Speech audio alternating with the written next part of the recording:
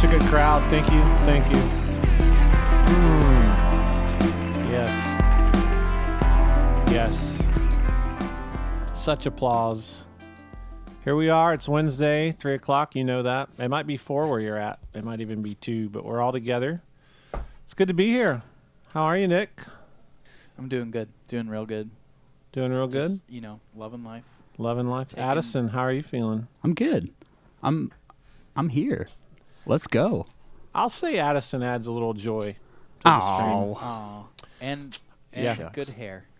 Let's talk about good hair and stuff. Yeah, and joy. My hair's pretty messy and there's a Band-Aid on my face. I think I should just approach the obvious before there's a bunch of questions. I'm almost 40. I saw a spot on my face. I went to the dermatologist. They shaved it off my face. So it's like a skin shave kind of scenario. Got your face scraped. Yeah, I'm good though. And it looks kind of awesome, like maybe I was in a fight or something. Yeah. That's the deal with that. So now that we're there, we can move on. Today's episode is a doozy. It's going to be fun. Take a peek down at the pedal board cam just to see the chaos. It's all about tube pedals. I see stuff lighting up. I see stuff flashing. And we have a special guest. You're the resident pro of today's episode. This is Dave Browne, good friend. How does it feel to be the resident pro / expert on tube pedals? It feels amazing. Yeah, it's an honor. A lot of people seek it out. Okay, crowd, that's enough. A lot of people seek it out. But really, I've been working on this episode for how long, Addison? You had just started working. Yeah. Are we almost a year? Yeah, probably close to a year. It's a little dramatic, but I like saying a year. We're rounding up. Rounding up. It just got bigger and bigger to the point where I just had no motivation to finish it. It was like eating me whole, the story. So I have a lot of notes. This is an attempt to do what's really hard to do on a Friday episode, which is cover a ton of content, history, technical teaching aspects, all this stuff. And Dave and I are just going to play all these. We're going to talk about tubes. It's going to be good. So I think that's the plan. We have a bunch of giveaways. Dave, what are you giving away today? Protein and a T4. Dang. Whoa. So this Protein, this is his drive pedal. It's fantastic. It's 2-in-1, Bluesbreaker style circuit and like a Noble style circuit. Yeah. They're selling on Reverb, a little crazy. Saw one sell for $700 or $800. How do you feel about that? It's been hard to keep stuff in stock, and resale goes crazy. Are you like building some on the side and then funneling them under another? I should be. I'm joking. So we're gonna give 2 of your pedals away. That's a retail value of like $1,700 at least on the secondhand market. Yeah. We're gonna give away a box of any Ernie Ball string that the winner wants when we do Ernie Ball trivia time, and a strap. We have a strap today. We got a strap. Check this strap out, y'all. It's an Ernie Ball strap. It's very Sgt. Pepper's. That's right. It's It is. awesome. All right. That's where we're at. A lot of giveaways, a lot of information. And so the questions we want to try to approach here, I'm psyching myself up, and we're all going to psych each other up here. Why do some pedals have tubes in them? What's the point? Do these pedals sound better? On today's episode, we're going to explore these questions and a few more. So I want to ask questions now, but I think we just jump into the history of this first. We lay the foundation of why the heck are there tube pedals? How did this happen? And then I think we might have a whiteboard situation going down, right? Did I hear that? I think it's a good idea. Okay, here we go. Let's do some pedal history. In the early 1900s, the vacuum tube changed the world and allowed the advancement of radio into everyone's homes, resulting in the radio golden age of the 1930s. I always just wanted to read it dramatically dry like that. By the 1950s, Leo Fender and other fathers. I love how I wrote fathers of the electric guitar. Wow. This is So my official. purest writing here. This is how I do scripts for episodes. You're getting it right to the heart here. So he adapted tube radio designs. Tube radios. So the first radios operated with tubes, like these things. That was the way they amplified. He adapted, Leo Fender did, tube radios into guitars. Guitar amps. That would be weird. So think about this. You listen to the radio and you hear music. So Leo Fender turns that inside out somewhat with some other people. And instead of picking up a radio station and hearing music created by other people, for the first time, you plugged into a tube radio and made your own music with the guitar. That's deep. It is deep. Yeah. He put the creation of music through those circuits in our hands. So that was in the 50s. And then by the 70s and 80s, a lot of cocaine involved in this period. We see the amplifiers going into like 19-inch rack units. Okay. Madness. Big, Crazy. huge rack, rolling them in. Yeah. Nonsense. Craziness. And then in 1977, we see Brent Butler evolve the tube driver format. So if we go down to the pedal board cam, we have the big boxes. We have an original lawsuit era where Boogie sued him. The first tube drivers. This is on loan from my friend George Santiago. He's watching because he has nothing else to do. We have another version here. So we have this kind of starting point for how tubes ended up in a pedal. That's where it happened. Where do we go from here? Real quick, just want to let you know a few people think you look like Nelly. Just wanted to point that out. I don't understand. Who is Nelly? Nelly's a rapper, right? Yeah, Is this a thing? The Band-Aid on his face. Is that like a thing? that's a thing. Really? Anyways, sorry to derail. I like that. We should jump into trying Yeah. some of these things. What? Yeah, How? It's like, how does this light bulb thing with like, is there like, how does it even work? How does it even work, Josh? Like a tube. Like how a does tube. How does work? a tube work? So it's It a seems like fascinating magic. question. It Yeah. seems like something from Harry Potter. This is the first device ever. The tube is the first device ever that lets you amplify a signal. And it's old. We're like, Dave, do you know how many years? We're up there. Old. It's so much older than, like, the electric guitar is 31. It was before that. They were doing, I think the triad was 1920 something. yeah, we're talking like military radio communications. They needed anything amplifying. It did it through this witchcraft device. So before, was there a way to? I'm gonna try to think how to like phrase this because it's such a like ingrained technology. It's like when your child asks you like what a really simple word means, and you've used it your whole life, and you're like, wait, what does Yeah. that mean?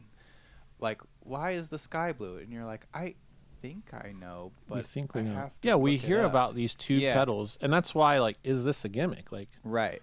so how does this work? I think we go over to our tube resident expert, Dave. You wanna do a little whiteboarding? A little whiteboard. Okay. Can we see this? We have never done this on the live show, so we're hoping it works. We're not going to do it for long. Okay. Here we go. So, a tube works through a principle called thermonic emission. So basically, we have a tube, we have a cathode, we have a plate in the middle, and we have an anode on one side. We apply positive voltage to the anode, a lot of it. The cathode is attached to ground, and we heat it up with a heater, and then we apply signal to this plate in the center, the screen in the center, and the positive charge up here attracts electrons, and we feed a small AC signal in here, and it turns into a large AC signal here. It's amplified, and that's It amplifies. simplified. So I'm a pedal guy. I don't delve into tube. I mean, I can change tubes, bias, and amp. So it has the same polarity sense that a diode does, an anode and a cathode. Yes. So we wouldn't say a diode is a replacement for a tube. What became the replacement? Let's walk down the history lane of tubes are invented. They're in radios. They're in cool amps. And then in the 60s, we see. Transistors. Do we have them? We do. Here. That was like a sneaky setup. Yeah, so we have transistors. At very first, we have germanium. These are impossible to get in focus. But little three-legged. This is an AC 128. You'd see this in fuzz faces, tone benders, whatever. So these come along, and this replaces this. So why is that good, Dave? Well, they're much smaller. Yeah. They don't. What about heat? They don't dissipate hardly any heat. What really happened to me is I was messing around with some tubes and I burned my face. Oh, Yeah. that's what it was. So would you say that tube is to transistor as light bulb is to LED? Yeah. And I know that's confusing because LEDs that's can good. be used in pedal circuitry. So like, but I That's mean good. in terms of technology, where it's like, Yeah. you know, We could say tube is the candle. oh, Light bulb is the trend. No. it. Nick's I metaphor think, was better. I think we get the idea. Then we have, so these are germanium. They're finicky. So then we end up with silicon, these little guys. The Band-Aid makes a real nice.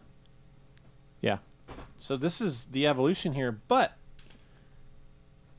we are now, so pedals, the very first pedal, 62. Let's just start at 62.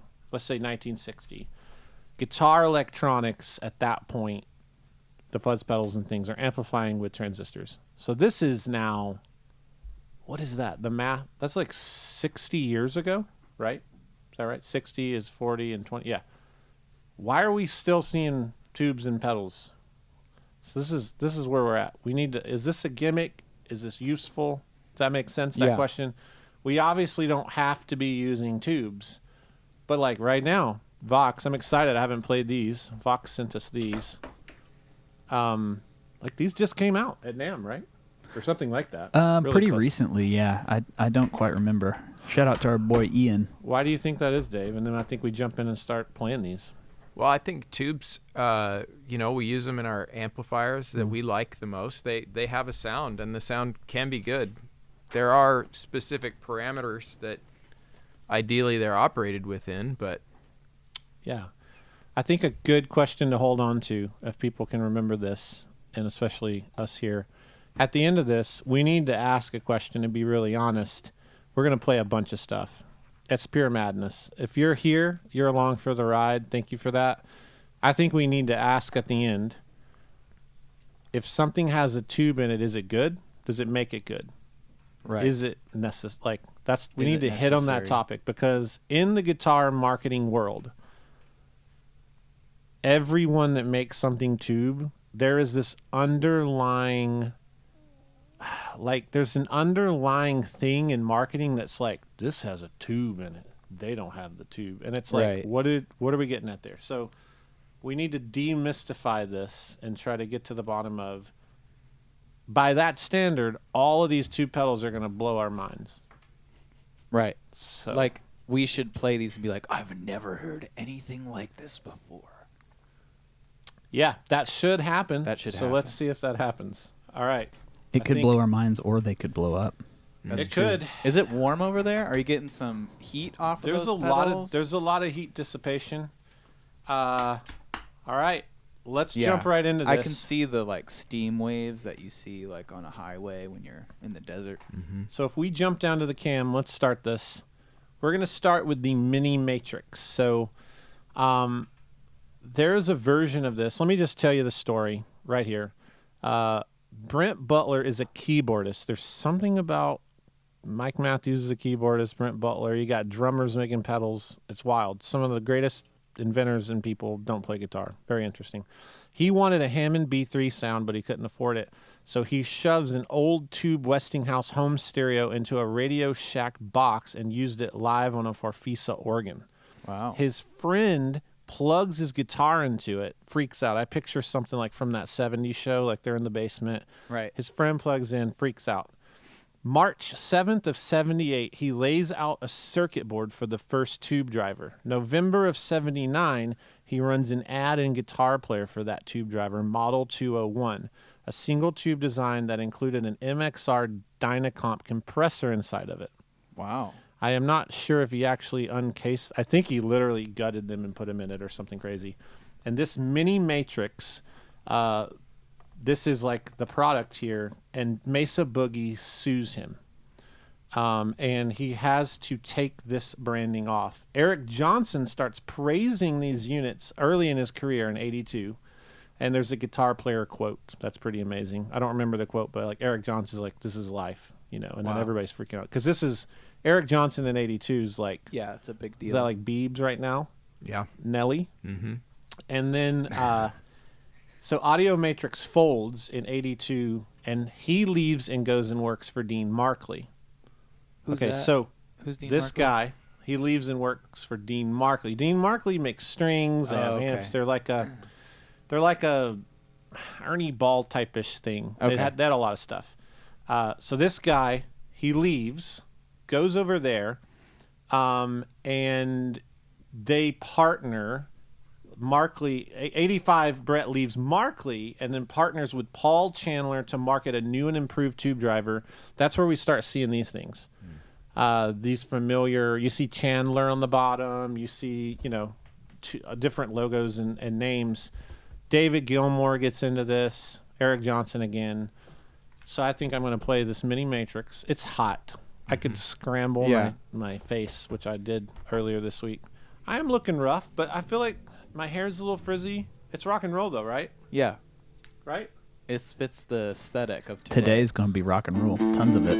All right, so if we go down to the cam, we have pretty basic controls. Drive, bass, mid, treble, master, treble boost, and power on and off. So I also want to say I am playing today through the Milkman. It's called the Amp. This has a 12AX7 tube preamp, Class D amplifier. So this is a tube pedal, but it is actually an amp. I'm running out into my ISO cab across the room. So all my tones, this is my amp today. Has a nice reverb in it that if you hit the switch right, it turns on. There you go. Does that drip? No, not quite. Maybe. And then it has a trim. So anyway, that's the bypass. And here we go.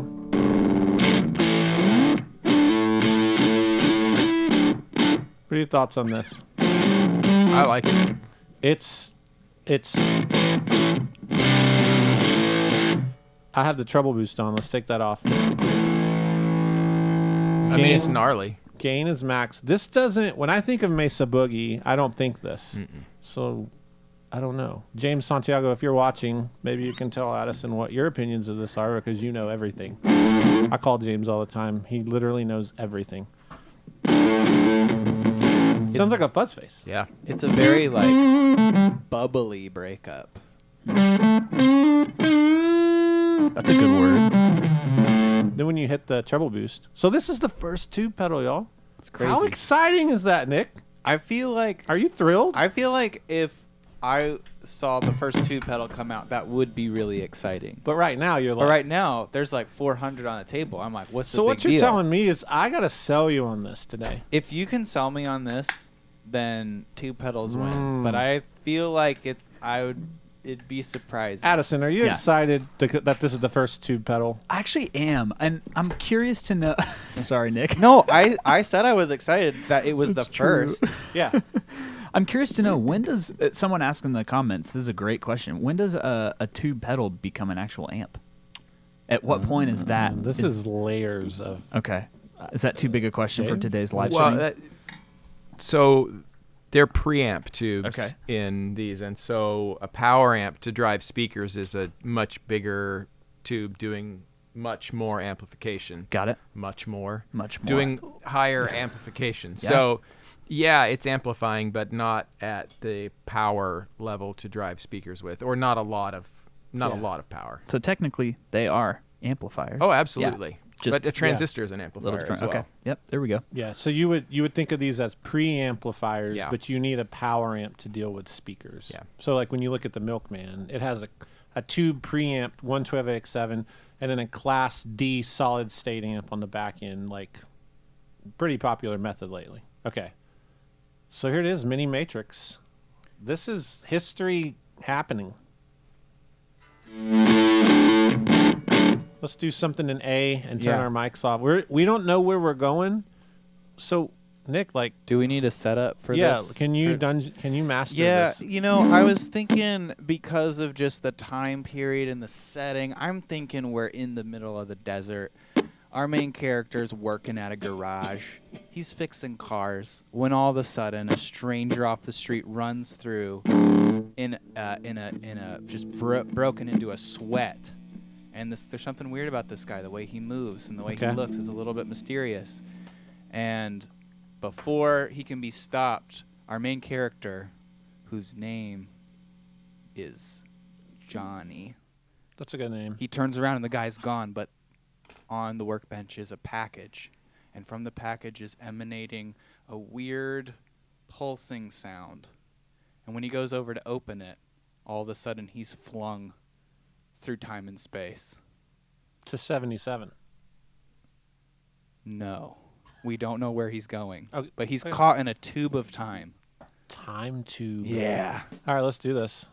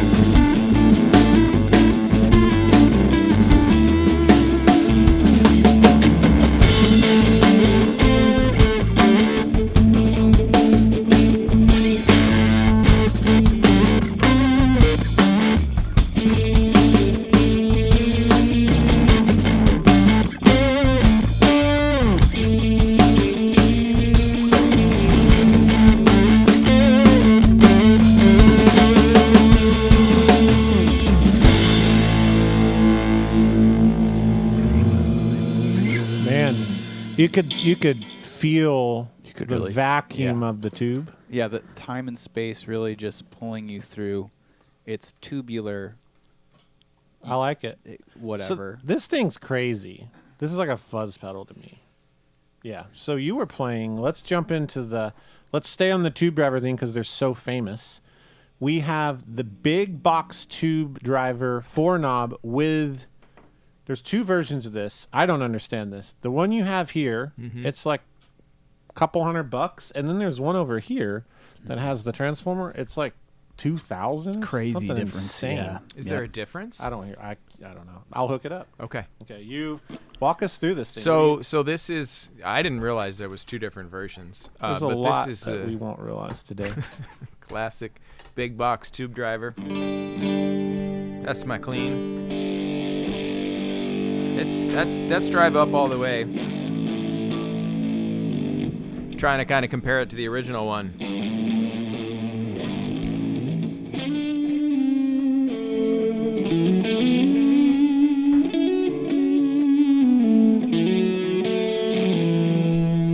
I could see the appeal. You know, it's got that violin-y thing going on.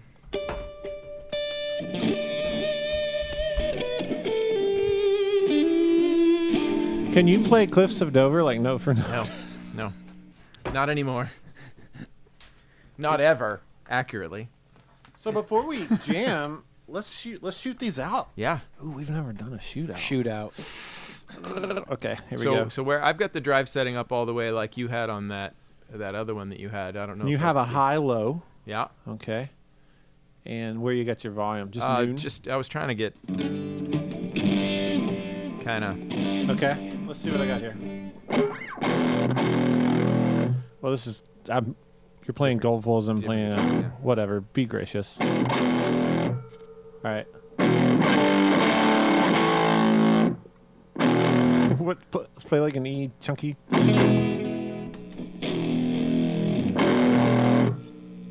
Weird. Quite a bit different. They're Well, there you go. That might be more in the realm of things. Say that again. What is it? Just like. Interesting. What is that? Kill your delay. Let's see. Oh, you have verb on too. Let's see. We got to if we're gonna shoot it out.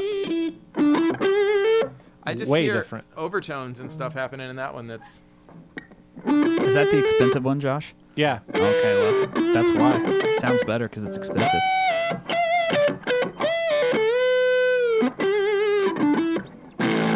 Yeah, that's interesting. Sounds like shag carpet. It does. Well, let's jam on these. Where do we need to go? Oh, wow. We already need a second scene. We Whoa, need. okay, this we're flying story, through this thing. All right, Yeah. here we go. Johnny flying through the space time tube. All of a sudden, bright white lights are blinding him, and when he comes to, all of a sudden he looks around. You know, I actually did like that you mentioned 77, but it's gonna be 2077.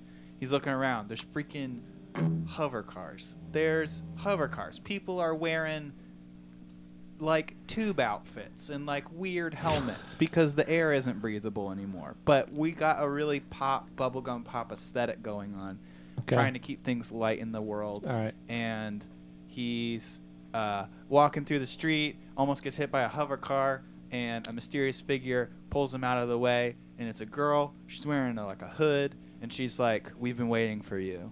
And she says, "We have a mission for you." And whatever that feeling is, let's capture that feeling. Maybe something kind of sleuthy. Okay. Yeah, let's do it. Do the E thing.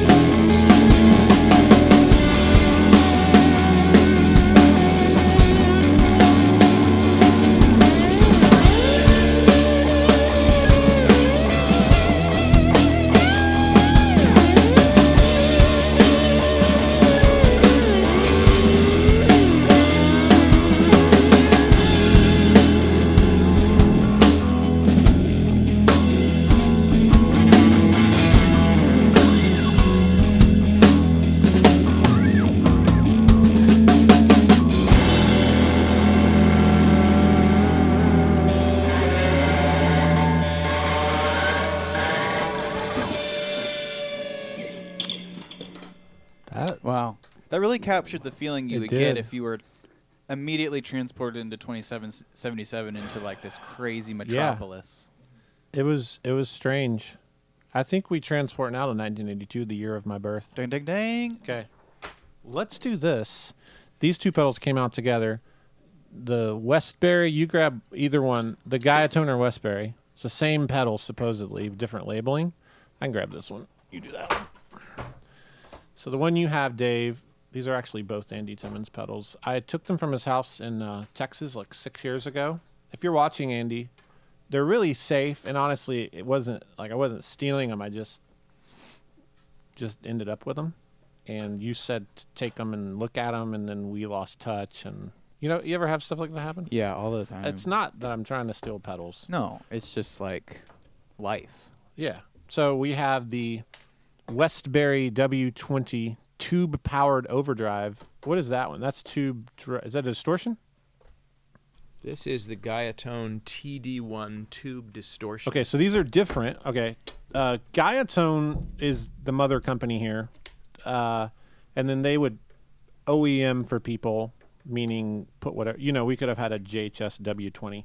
So there's a Guyatone tube overdrive and a tube distortion.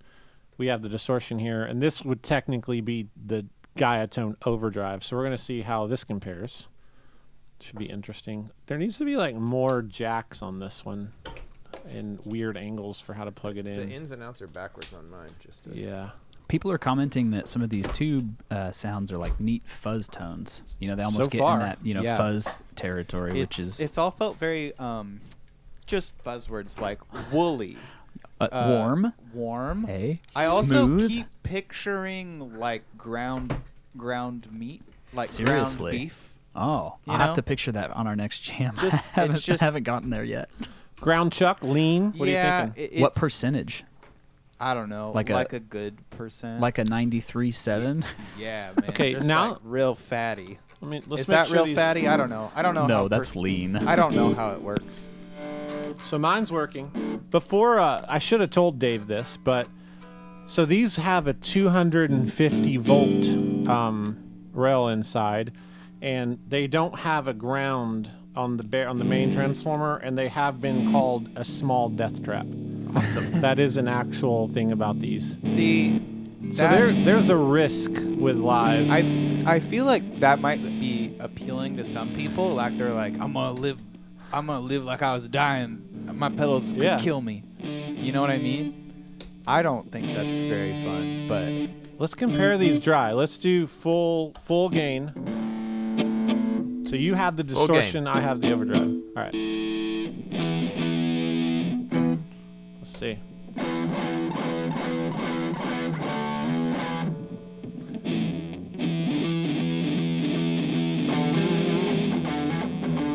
This feels like very different. Yeah.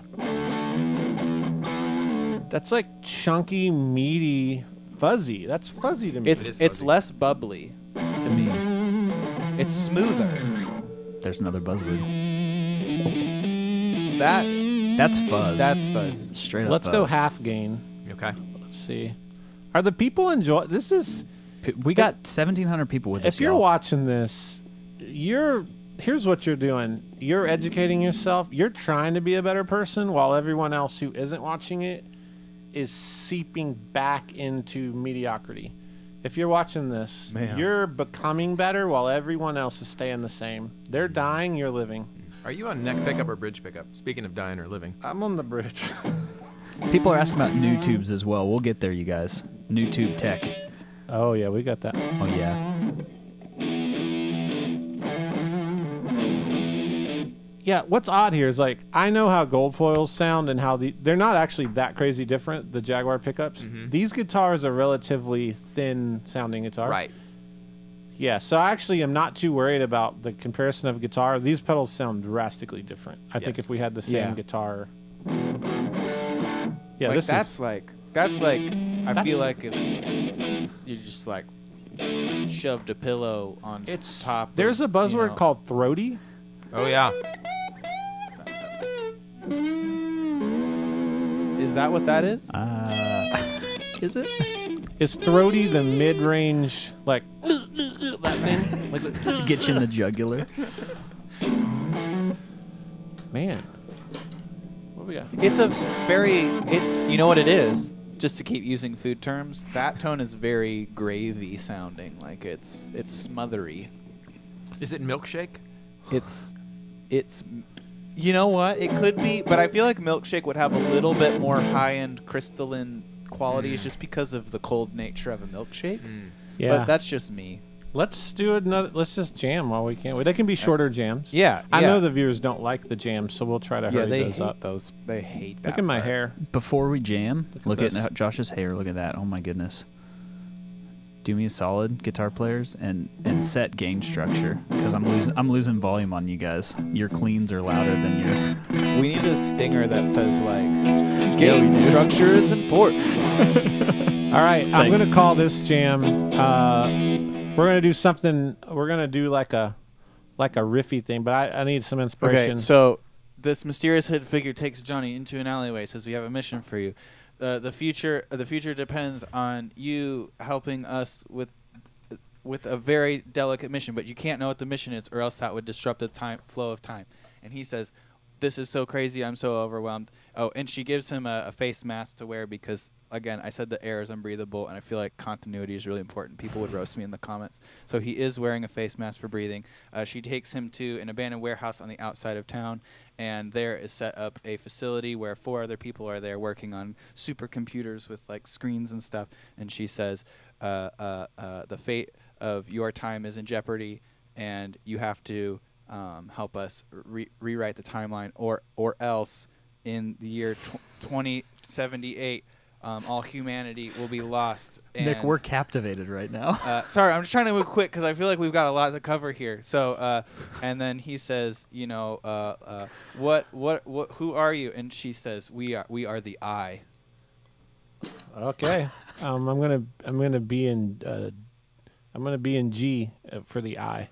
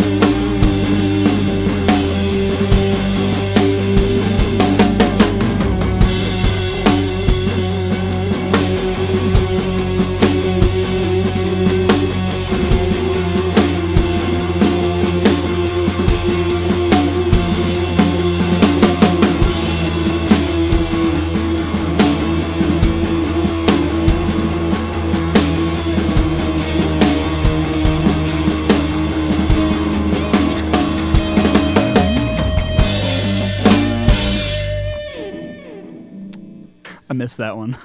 That felt good. The chromatic thing to me was we need to get into this in the next part. There's a conflict. Maybe he sees someone he used to know. Are we going into the next part right now? No, we're not. Okay. We're not. These are cool. We're good. We're good. These are cool. They literally will kill you. I want the pedalboard cam again. Let's look at this. I'm touching death.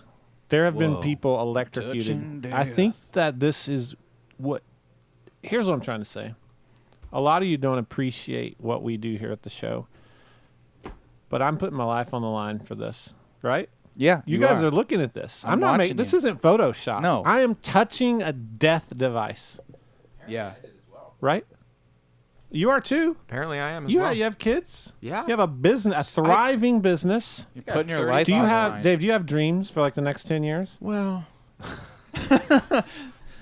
All right. Do you have children? Let's move to the 90s, 90s. 1994, 95, and let's talk about this Maxon Ibanez stuff. So this is just for a second, I think we should just acknowledge that we've spanned a couple decades already, and Yeah. tube pedals are still in existence. Yeah, and there's a Still a lot thing. there. There's That's so much stuff It's there. pretty wild. So regardless of whether I walk away convinced that tube pedals should be a thing, they are a thing no matter what I say.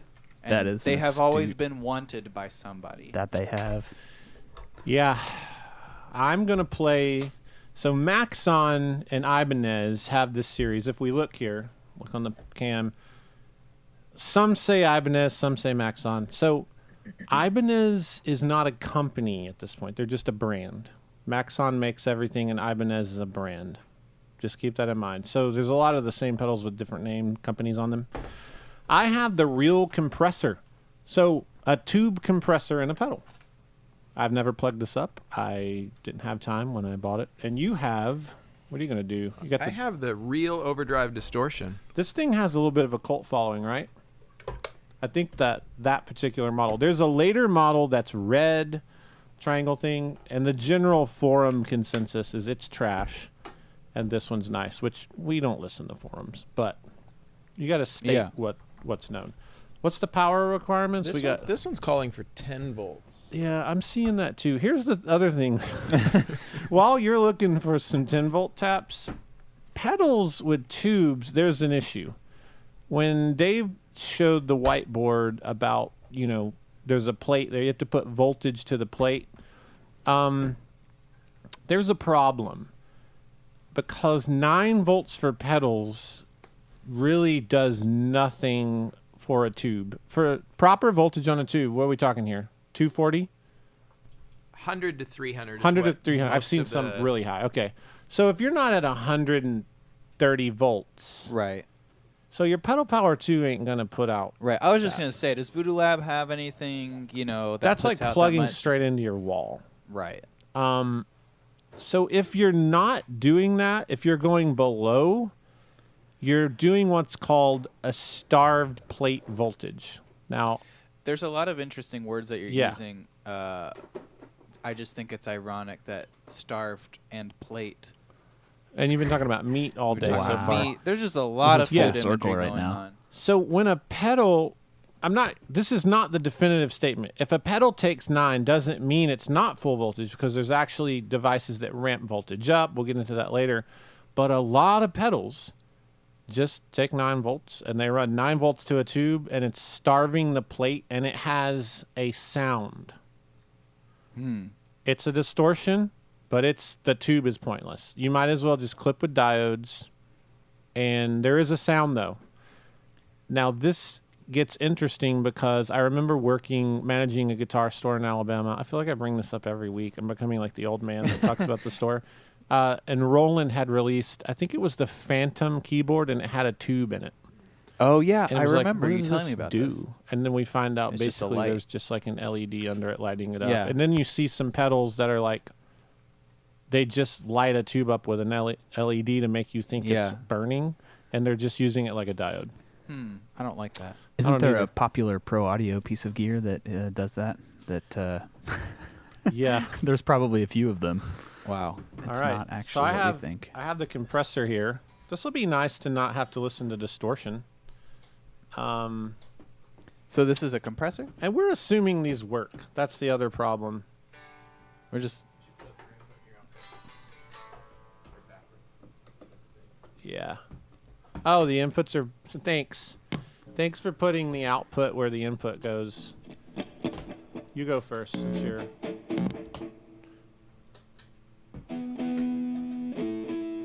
Okay. That's a lot of knobs on that pedal. Yeah, it's a lot of knobs. Let's check it out. Overdrive, distortion, Gamemaster.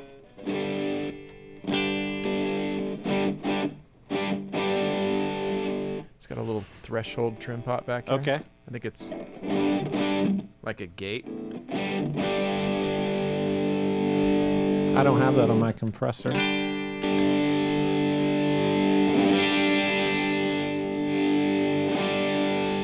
That is so much more usable because of an EQ. Absolutely.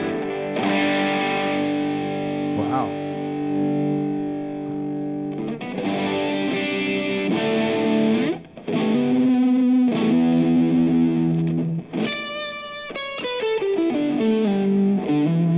So does it do an overdrive sound? What we would think. That is an overdrive mode. Oh, okay. So now I'm scared of distortion mode.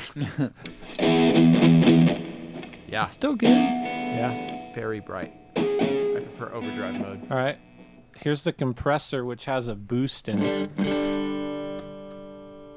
I'm going to turn the sustain up, sensitivity half, attack.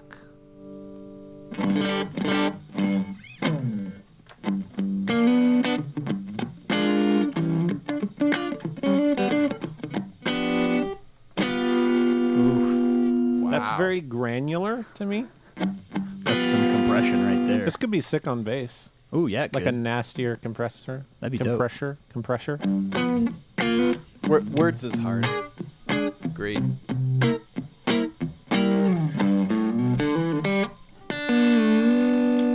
What does the boost do? It boosts, but I wonder if it's pre.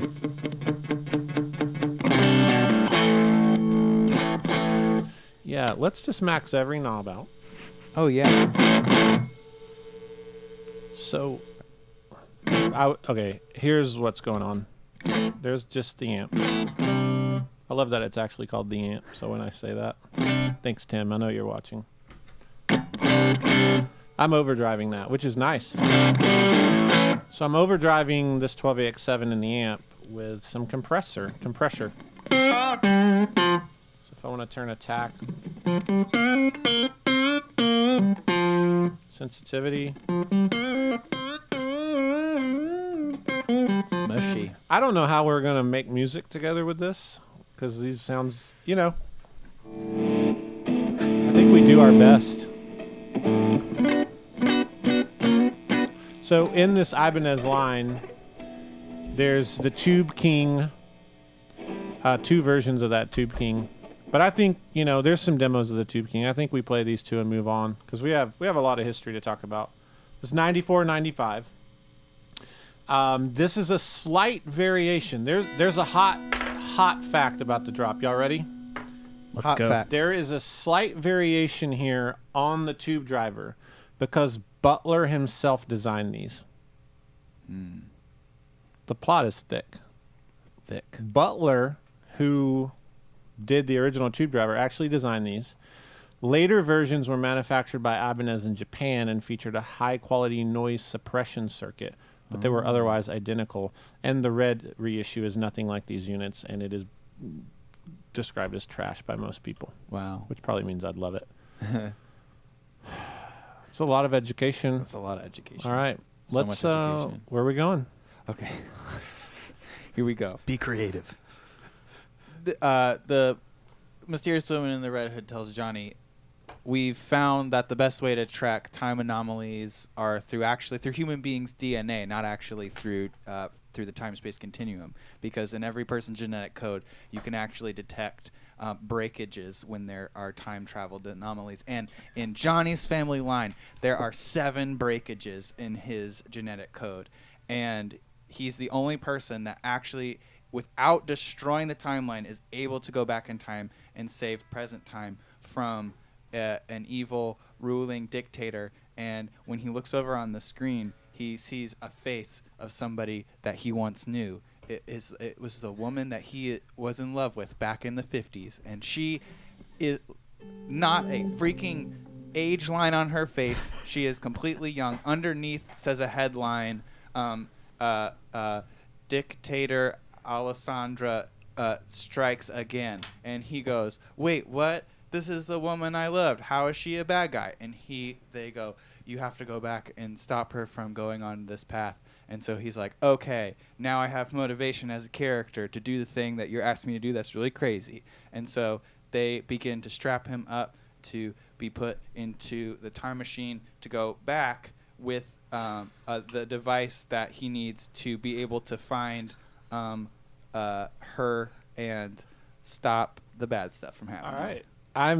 Let's go to G. I think let's chill this out because that feels heavy to me. Yeah, it if feels I heavy. was Johnny, there's a lot of thinking. There's a lot of purpose now in his mission. He knows what he's trying to do, and yeah, we'll see.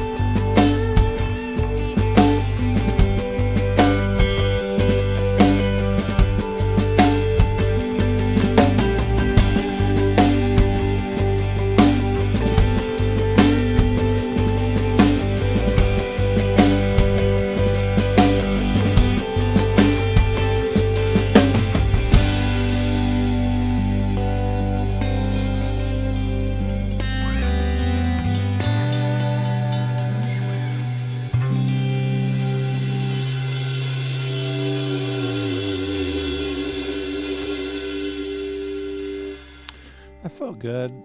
That wasn't a great display of the distortion capabilities, but you know, when you're Johnny, you got to that story's got to move. You know, It really does. It does have to move. And yeah. All right, let's go to.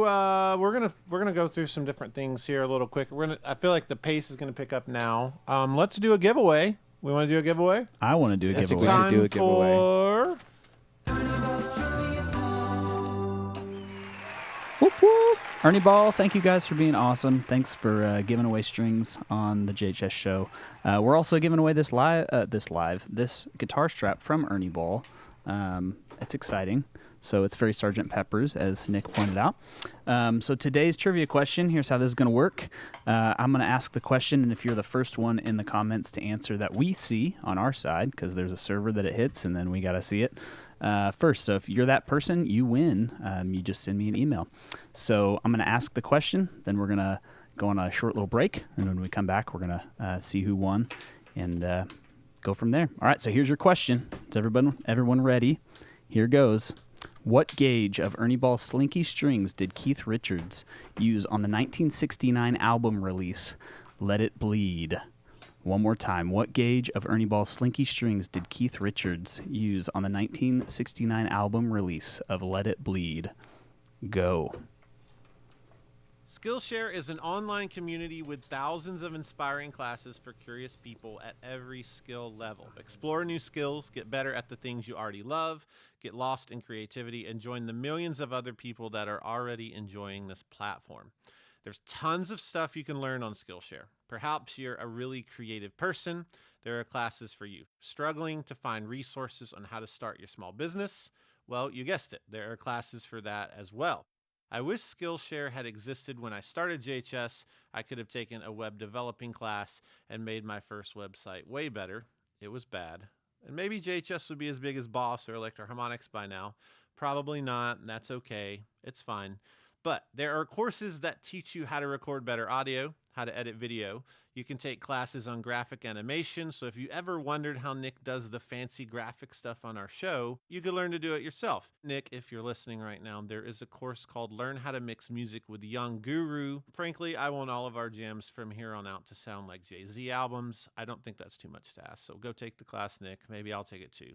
There's even content on how to solder and classes on understanding electronics, which is super cool if you have any interest in building pedals or gear. The classes are put together really well. They're broken down in bite-sized and easy to understand pieces.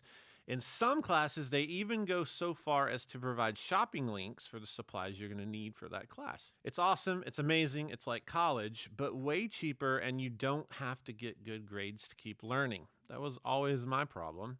There's literally thousands of topics, and the best part is that it's less than $10 a month with their annual subscription. That's like 33 cents a day. That's like a penny an hour. I don't know.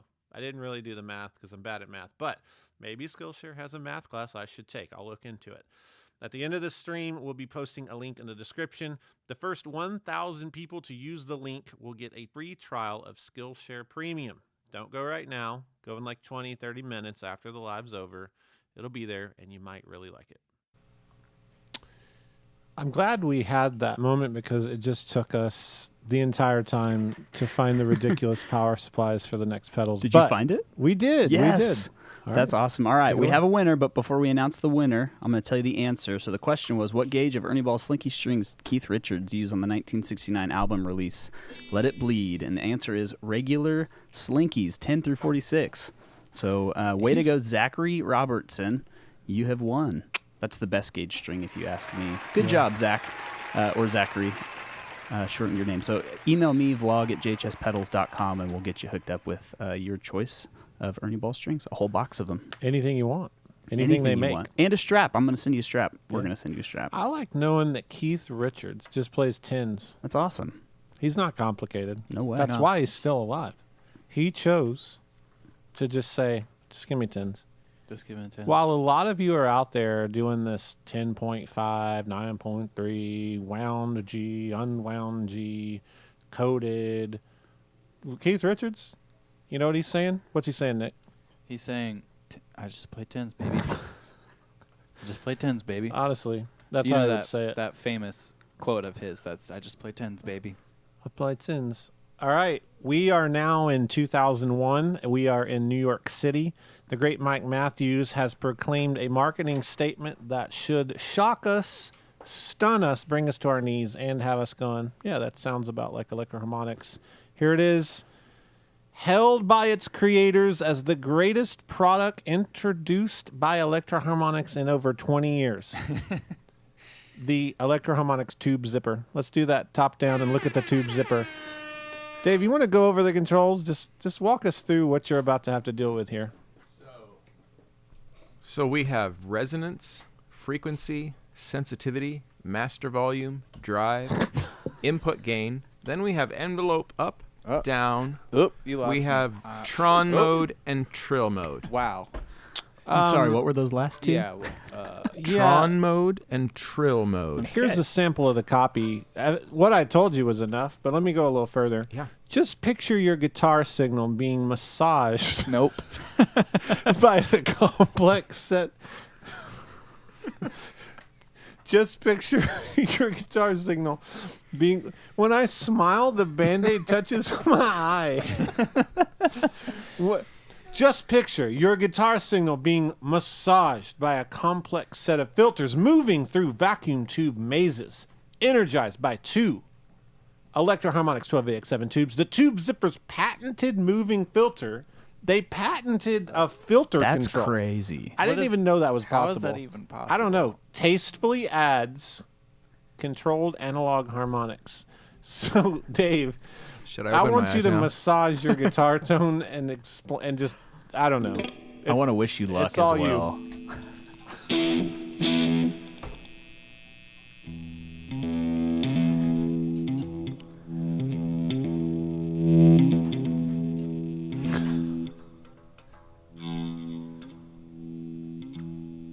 The anticipation's amazing.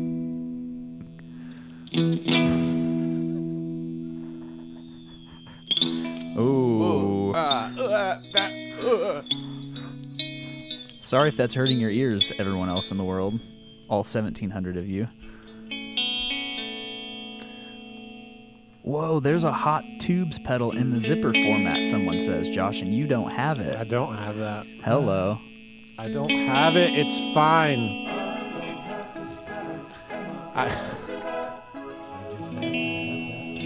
Dave, is there actually an envelope thing in this pedal? Does it do a wacky I mean- wacky? What do we... Oh. Okay. Did we just release an episode with this? Or are we about there's- to? It's on an episode. It's coming up. It's coming up. Okay. Ooh. I'm not sure that I feel like my guitar is being massaged. Feels like it's being Like flicked. like hit a big... I moved it to Trill mode. Ooh. So tube pedals can do lots of things. Apparently this massages your tone. Wow. Somebody on the comments said, I turned CNN off for this. And they put an exclamation point, and I can't tell if it should be read, I turned CNN off for this. Or, I turned CNN off for this. I don't know. But either way. Yeah, play. You're here. Let me turn the knobs and you just turn the keep knobs, hitting okay. a chord.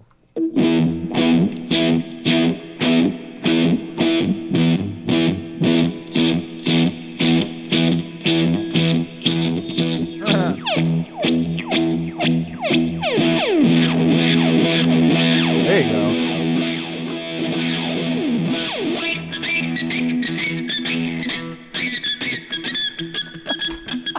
And the duck ran across the pond. I don't know. It just sounds like a haunted children's rhyme. I think the Edge has had to have used this on the track. It's definitely zipping. It's What's zipping. it zipping? It's zipping. It's that just that sound. It's In just That's a it's zipper zipping. sound, It's okay. zipping. Do the zipper again. Yeah, that's a zip. Yeah, that's in the zipping. comments, if you own this pedal and feel that we're not doing it justice, that's valid because there's a lot of stuff going on, and I don't have mental fortitude enough to focus on what's possible here. But that copy is intense. the greatest product introduced by Electro Harmonix in 20 years. That's 2001.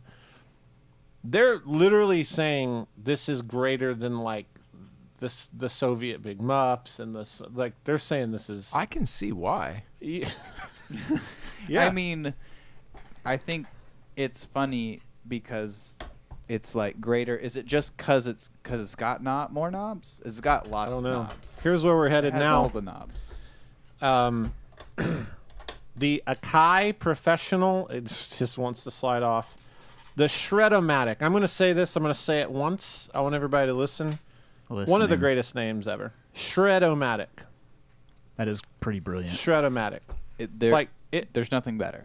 It makes me think of salad shooters. It makes me think of weed eaters. Yeah. Shred it.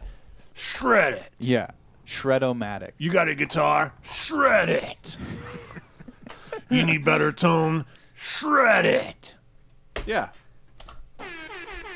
Here we go. I think it's 2002. Honestly, I can't figure out. I have this whole line. I don't want to brag, but I have the whole line. Yeah. And Sounds like you're bragging. It's fine. 2002, I believe. Here's the copy from this, and I'm going to demo this. This has a knob control that is... Now, is this the greatest pedal name ever? I'm saying that. There are some doozies. But what I'm about to say, I stand by this. Out of everything in this room, everything I've ever seen, everything I've thought of, it has a knob name that is you cannot equal this knob. There will never be a better knob name. And I'm going to keep us hanging until I read the copy. Here we go. 2002, I think. Copy. Mind-bending 12AX7A tube sounds plus diode distortion. So this is a hybrid. 12AX7 tubes and diodes. Tube control. Let's go through the controls. If you look down here, it keeps sliding, and I'm okay. It's not bothering me. I'm not about to lose my mind. There we go. Tube. What is tube, you ask? That setting here. You can't really see it. You got to trust me. Provides warm, fat tube sound. Cool. Next, diode. Provides harder, edgy diode sound. Okay, cool. Next, mix. What do you think mix is, Nick? Just like add some. Is it both clean- modes? Is it both? Is it? It's You tell me. Both modes, and it's determined by your dynamics, not the pedals, yours. When Oh. playing softly, what happens? It's soft. It's through the tube section. Oh. Resulting in a mellow, low-level distortion. My God. Harder playing will mix the warm, low-level distortion output with the screaming output of the diode selector. Wow. Next knob, smooth. What do you think smooth is? Just like makes it smooth, man. Gradual change between tube and diode. And next up, I wish you could see it because you don't believe me. I don't want to stand up and zoom this camera in. The next control, Dave, what's it called? So that they know I'm telling the truth. The last mode. What's it called? It's called passion. It's called passion. It's Dave, thank you for your presentation. It is a knob on a pedal called passion. We live in a world where there is a pedal from Japan that is called the Shred-O-Matic and has a knob called passion. So there is in history a time when a bunch of dudes were in a jam session and Brian looked over to Chet and was like, "Hey Chet, turn up the passion." And Chet was like, my God. Right after I turn up the smooth. Tube, diode, mix, smooth, passion. Shred-O-Matic, D1, tube-driven, Akai Professional, distortion unit. Wow. I'm going to play it. That's insane. This is the honest to God truth. When I started collecting this series, I saw that knob, and it made me want to do tube pedals an episode. And all of this is honestly because of how ridiculous that knob Because is. of the passion And then knob. I started thinking, as an educator, I'm like, I got to, educate. But I Right. really just wanted to do what just happened. Yeah. Your dreams have come true. Honestly, I don't have anything to live for. That's it. This is over. You guys need to check on me tonight. Okay. That's concerning. If you're asking, which you are, some of you, it's a DD3 tap tempo on the floor. It's not anything exciting. DD3. I'm going to turn the verb off. Here we go. I'm going to start with tube. This has a foot treadle. You want to know what it does? We're about to find out. It's on. Very, very not dramatic. Are the inputs back? Yep. Purple is in or out. Purple's out. Pink is out. It's okay, people. Here we go. Rhett Scholl says, after 10 years in the industry, my passion control doesn't go to 10 anymore. Rhett, I think, Rhett, look me in the eyes. Look me in my wounded eyes. You need the Rhett Scholl passion drive. And I can make that happen. Let's go back down here. Absolutely. All right. Tube.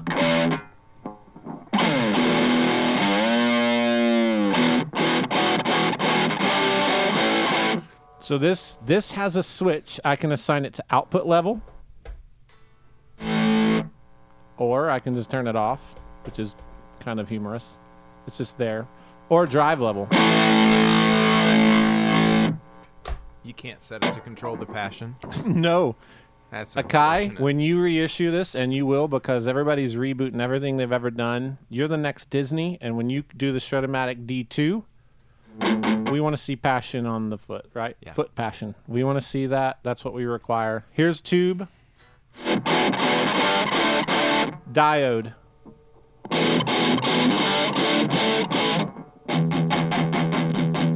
So that's warmer. I'm going to go to neck pickup. Diode. Oh yeah, it's edgier. It's more harsh. That's my favorite sounding one you've played so far. It sounds great. It's mostly just because I know that there's a knob called passion. We're totally skewed by that. Let's mix. So the hype on here's the hype machine here. If I play soft, what happens? It's on the it's tube. It's a tube. Ooh, so it's warmer.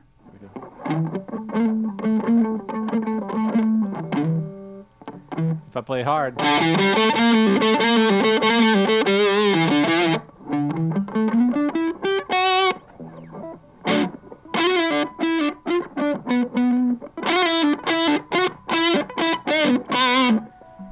It's actually really cool from where I'm sitting. it is. It's good. I'm not, the passion knob is unbelievable. It actually sounds amazing. Let's go to smooth. What was smooth? Smooth was gradual change. Passion. Ready? Everybody, hold on. Holding. Everybody in the studio audience, everybody here, let's close our eyes and imagine what a passionate guitar sounds like. Okay. Here we go. Eyes closed.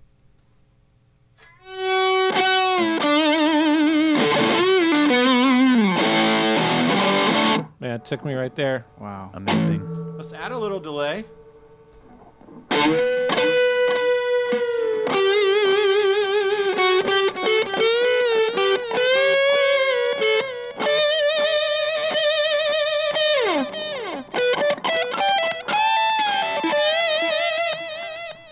Wow. Incredible. Hey, can you crank the passion? Yeah. All passion.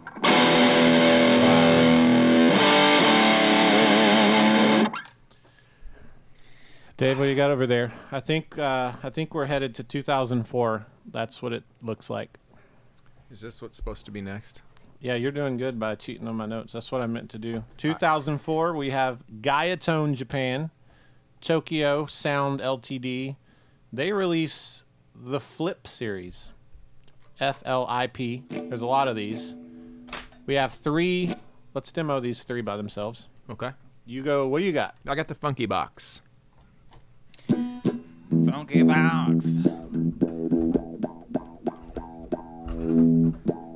How funny So is that we've- sound? so- Like if you're in a mood, that's a Yeah. fun sound. Like, we've gotten into this new territory where tube pedals aren't just drives anymore. They're doing all kinds of stuff. They're zipping, and they're doing whatever that is.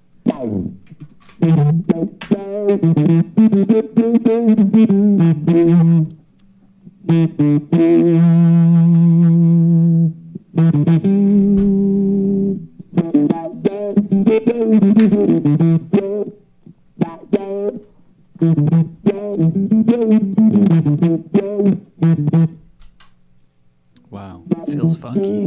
What's this one called again? The Funky Box. Oh, how could I forget? Doesn't have a passion knob, but it's funky. No.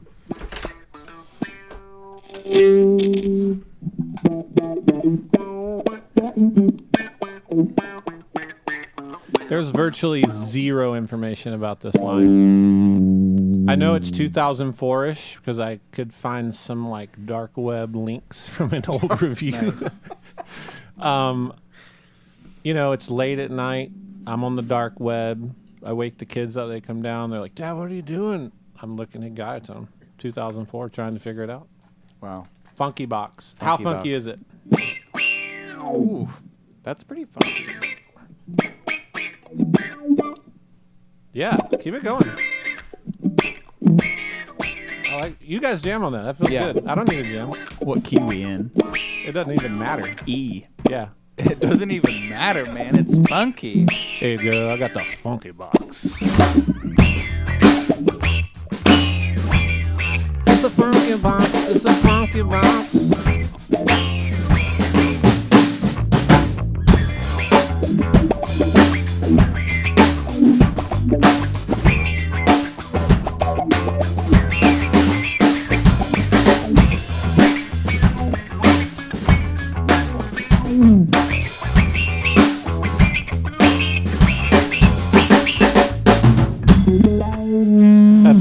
That's funky. I have from that series the Flip TDX Tube Echo. This is Tube promising. Echo. If you're a delay person, they put a tube in here. We'll get to more of these later. This is essentially the little MD micro Guyatones with tube-ish things happening around it, is what I found on the dark web. Wow. Here we go. 12 volts, huh? It says 12 volt DC. Where am I at? I'm on AC. Voltage is hard with tube pedals. Yeah. I probably blew it up. While not. you guys are trying to hopefully not blow stuff up, just stick around through the end of the stream, y'all. We're gonna give 2 pedals away. That's David right. brought a Protein, which is amazing 2-in-1 overdrive, and a T4. Oh, here we go. We're gonna show them real quick. Oh, and a new color.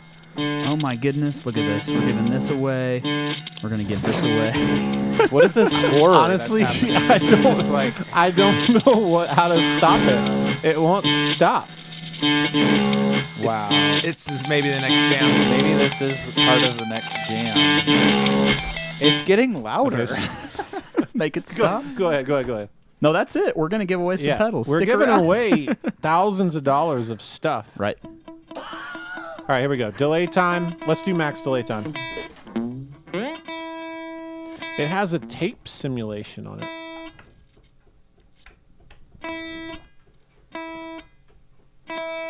I feel like I just heard the Gangnam Style sound come out of there. Whoop.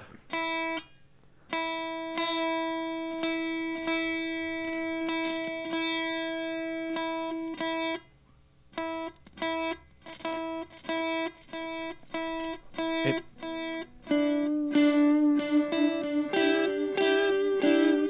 there you go.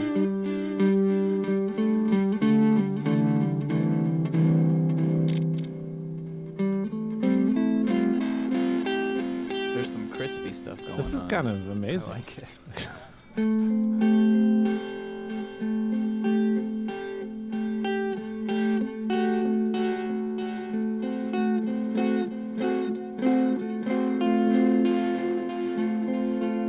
Yeah. There's some crispy bits in there. There you are have some a crispy short, bits. medium. I was on long. Here's the longest time. Is that usable? Like, why? Let's try to jam to this. Let's see. Ready? Just like 2 seconds. 2 Here we seconds. go.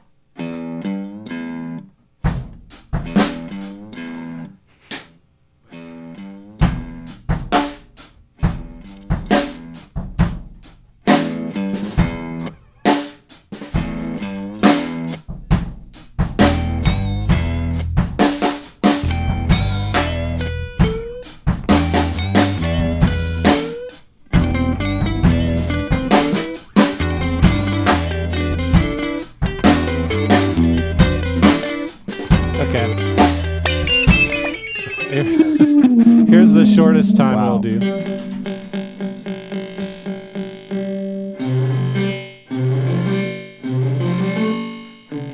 Very crystally. This is I buy a lot of pedals and never play them because I'm working on stuff. I've never plugged this up. I don't have a problem. This is amazing. I'm experiencing this for the first time. This is You've Christmas never played this before? No, I just make sure they turn on, and then I have actual jobs to do.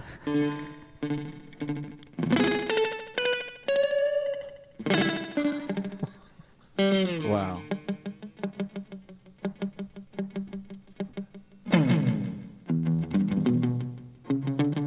Okay, this, my friends, is a home run. If you see one of these,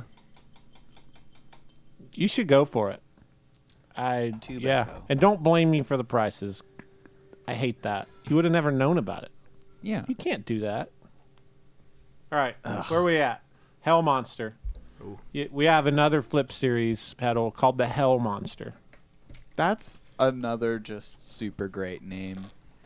I would have liked to be on the meeting for the naming of that pedal. What do you think happened? I feel like they were sitting around the table. They were stressed out. They were like, "We've got this pedal finished, man. We got to put it out. But what's the name?" And then like Jerry came in and he was like, you know, a little bit drunk from the Christmas party the night before. Still? And he was like, you know, Do we have a 16 volt? A 16 volt? Sorry. I don't. No, it's interrupted okay. I'm you. just telling a story. And then Jerry's like, "Ah, that sounds like a hell monster." I don't know. And they were like, "That's the best idea you've had all year, Jerry. You get a bonus." Let's the Hell Monster here. I'm excited for this. Let's check it out. I still am not entirely sure what the shut knob does. Shut? Yeah, there's Shut. distortion, shut, level, low, and high. Maybe it's the gates of hell. Oh, Are you shutting the gates of hell with that knob? It is. It's a gate. is it a gate? Yeah. Whoa, wait. Here's what we're dealing with. I Wow. don't want to get spiritual on the show, but when Jesus said the gates of hell will not prevail, that knob is what he was talking about.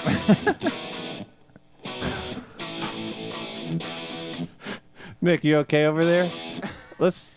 Yeah, That was a good joke. That was good. That was- It was okay. Meanwhile, Addison's in the hall Addison looking for a literally 16 left the volt room. adapter.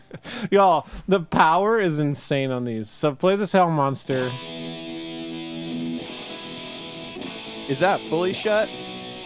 How shut is that tone? Well, it's a gate, so it causes it to close, so you don't get the. So.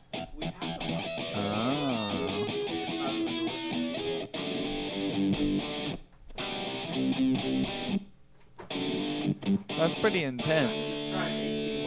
Do you think that it warrants the name Hell Monster? Can you get it to the most hellish tone that you can? I mean, I feel like it fits fairly well there, right now. Yeah.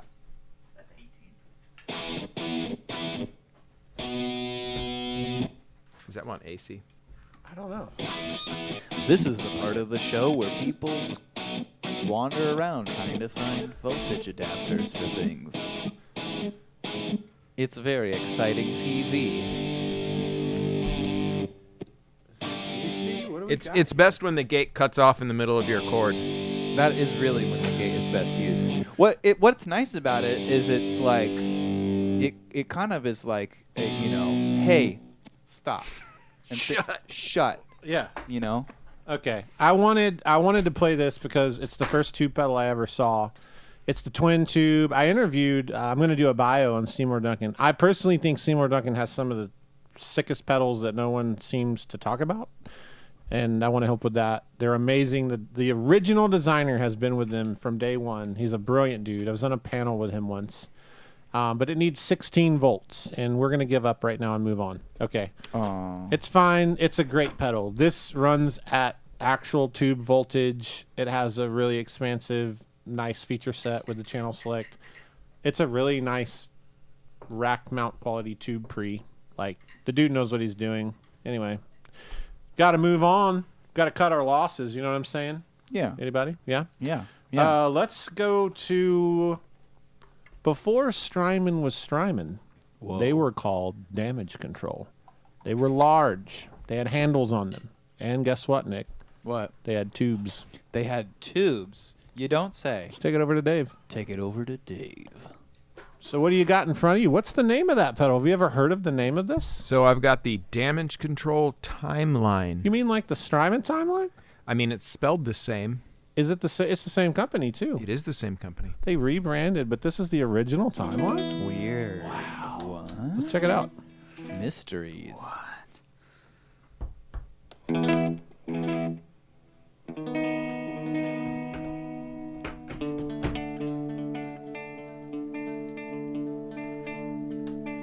So obviously we don't have presets here. This is like a straight up delay, right?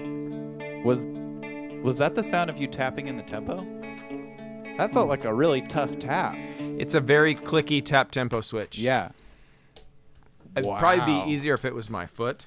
Yeah, probably. I'm actually really impressed with this pedal. Yeah. The reverse setting. So what do the tubes even have to do with a circuit like this? Because just gonna ask that question. Like, I'm kind of like, I feel like I get it with like drive stuff, fuzz stuff, but why would you put a tube in a delay pedal? Or like an envelope filter. Or an envelope, like, or, Why? There's a Yeah. tube reverb in the Flip series. yeah, like why? Why? Tube's an amplifier. You can use it in place of a transistor, and it's known to be warm. And we like the sound of tubes. If it's operated within the voltages that it should be, it makes sense to me. So hypothetically, if you like something, if you tube it up a little, it's a more warm, buzzwordy hints thing, I guess. Yeah, but I think that's interesting. Yeah. That does sound good. Maybe go through what do we got here? What are the controls? We have time, repeats, depth, speed, which also have secondary controls, filter and smear, mix and grit, and then there's a whole lot of different modes. Reverse, it also does looping, a multi-head mode. This reverse mode is really cool. So a little more history. Strymon is let's start with Damage Control. 2004 comes from line 6. Okay. Let's go back further. Alesis in some way evolves into line 6. We have the pod, the DL4s, the MM4s. October 99, DL4, big, huge moment for pedals. That all keeps growing and evolving. George Trips shuts way huge down. They do line 6. Then some of the line 6 group starts Damage Control. Then Damage Control morphs into Strymon. And now some of that crew has morphed out and become Maris. This is an intertangled, mad, it's a soap opera. It's a web. So when you're playing this, you're playing a story. Yeah. A lot of pain, a lot of joy. Was that the tagline of this pedal? Yeah. You're playing a the story. tube timeline. You're playing a story. That's a great reverse sound. I agree. They had a pedal called the Womanizer. And the Demonizer. How would that go over really? today? Yeah. I feel like it'd be a Not smashing well. success. Like that's really what people are looking for. Yeah. We're at about 4:25. Just want to throw time out there. Let's jump into a new segment here before I keep going a little. We're never going to make it through these. We're going to end up talking a little bit. Is everyone enjoying this? Let us know in the comments. If you're not, you wouldn't be here. So I think I'm just looking for some like I just need some confidence to keep going. We have 1,800 people with us right now, Josh. Thank you for being here. Just because incredible. Tubes matter. They do. This is for you. Yes. The people. The people. The people. Let's go to a brand new segment. Nick, are you excited about this? Oh, I'm excited All about right. this next segment. Welcome to Hot Topics, the newest segment that definitely is not sponsored by the Gear Page, but definitely comes from the Gear Page. And this is what it is. This is it. So on this segment, we are going to take a couple topics. Did this have a different name last week when we were working through it? No, Nope. it didn't. It's fine. Nope, we didn't adjust anything at all. We're going to look through a couple topics from the Gear Page and talk about them because the Gear Page is full of crazy stuff. This week is actually some pretty chill, tame content, but I think it's worth talking about. One thing I want to hit really quick is one of the threads was feeling overwhelmed by trying to pick an overdrive. Guess what, guy? We have an episode all about that. It's called How to Find the Overdrive You Need. You're right. So go watch that. Yeah. Here is the proposed topic that I think that we should talk about. Simpler amps and vintage amps better? Read it again really slow. Simpler amps and vintage amps better? What's the question? The question is, are simpler amps and vintage amps better? Okay, so I think I understand this. Yeah. And I think it's a good question. Let's if you guys agree with this, I think it's all these new amps have tons of knobs and crap, right? Are just the simple old vintage amps better? Is that? I think so. I think Okay. the idea is like, hey, we've got solid state. We've got emulators. Triple rec, double rec, quadra rec, all this stuff. Raptor, Peavey, Randall, Schmandel. Yeah. But what about those simple vintage old amps that have tubes in them and just sound? Are they better? What do you think, Addison? Oh, I'm a simple guy, so I'm gonna say yes. But vintage, not necessarily, but simple, yes. I'm gonna divide it up into two questions. Are simple amps better? Are vintage amps better? Oh. Perhaps they were getting at vintage amps tended to be a little more simple. Yeah. And so ultimately, is that the question? Are simple amps better? To which I will answer, in my opinion, yes, simple amps. In fact, my amp has 3 knobs on it, so. I tend to agree. Yeah. I think the more knobs, the more probs is what I say. Whoa. Is what Keith Richards said. He said did. more knobs, more probs. And baby. I play tens. Yep. And I play tens, baby, is what he said. Okay. So, All right. Dave, what about you? Are simple vintage amps better? I like simple, especially if Yeah. you're using lots of pedals. Vintage, it needs to have been. There's some Upkeep. qualifiers for It that. needs Yeah, upkeep. for sure. There's a lot of vintage stuff in the shop. Dave spent how many weeks just going through stuff? A lot. Amps, just amps. Yeah. He worked here for weeks, and stuff's already Months, broken. I It just think. Yeah, breaks constantly. Yeah. Yep. And just to round this segment out, I just wanted to ask you guys, have you found the older you get, the less gain you're interested in? It's like a real question that people are really wondering. Like, just with age, is It's there, when you're young, you're you're just chasing like, gain. You're chasing those gains. gain chasers. Yeah. Today's making me feel like chasing some gain. Yeah. Well, 'Cause of all how this do you gain. you guys feel? I mean, I feel like the older I get, I might want more gain. I'm with you, Nick.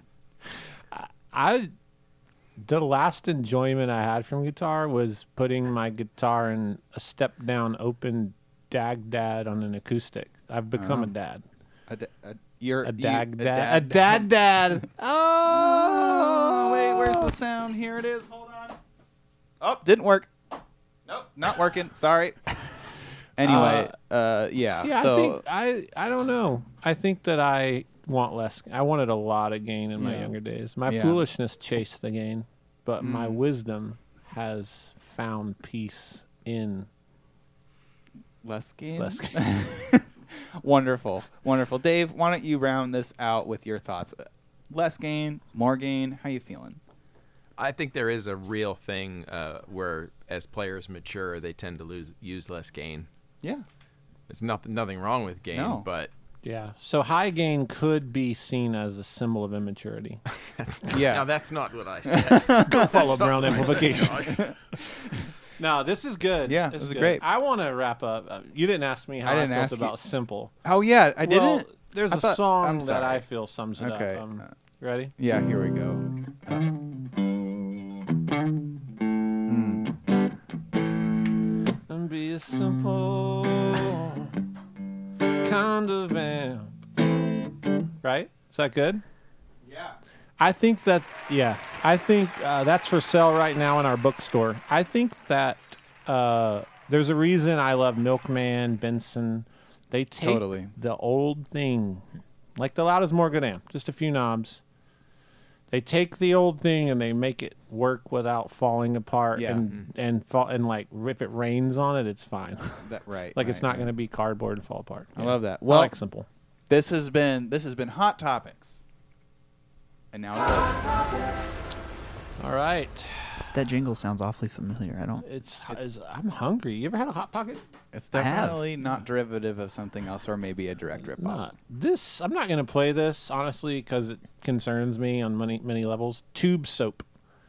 Tube soap has a 12-volt adapter. There's no information online about it. It's just called tube soap. Tube soap. That's it. Yeah. Okay. I don't care what you want to play it here. He's going to plug it up. I'm going to go on to the next one. We haven't. I'm just gonna throw this out there. We haven't jammed in like 400 years. Let's You're set right. up a jam. He's going to jam the tube soap. I have here my favorite tube pedal ever made, Adam Grimm of Satellite Amplification. You got this. Satellite Amplification.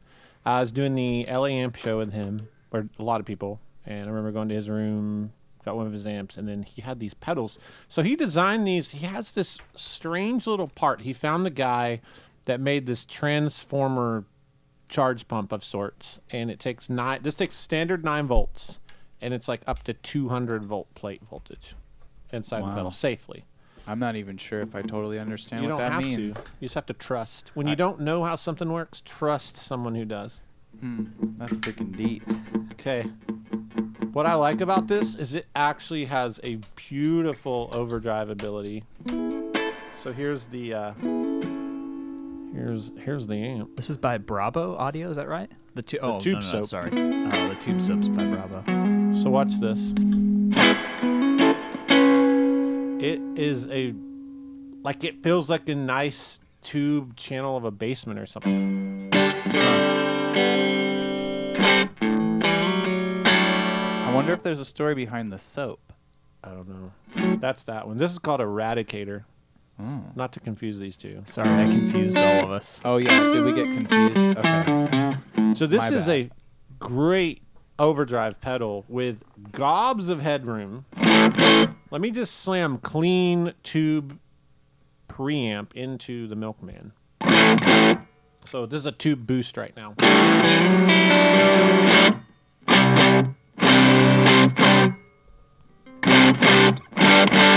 But it'll get really heavy if you want it to. So this is 2016. It's a cool pedal. What do you got over there? I'm going to hook up one more while you do that. Tube soap. I have the Bravo Audio Tube Soap.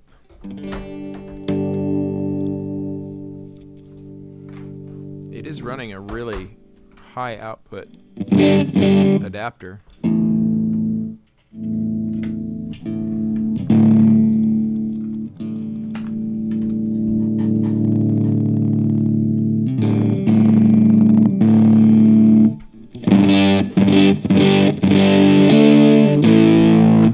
It's very soapy. Can wash your clean tone with it. I feel like if I was going to pick one today that we've played to take into the shower with me, it'd be this one. Which one's that? Say The Tube Soap. the tube soap. Oh, okay, of course. Why did I even ask?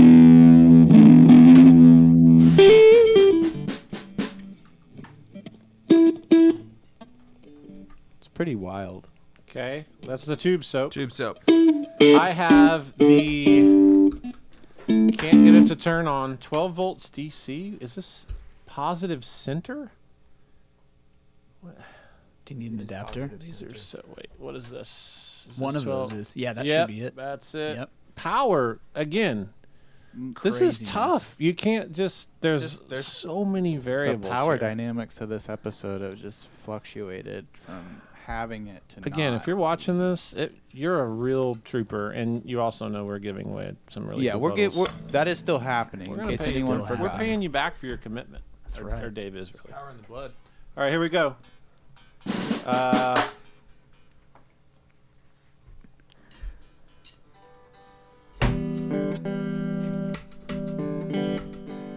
Oh, it's got to warm up. That's another thing with tube Oh, pedals. dang. Don't get ahead of yourself, folks.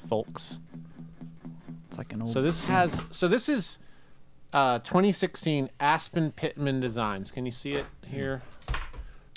Groove Tubes was founded by Aspen Pitman.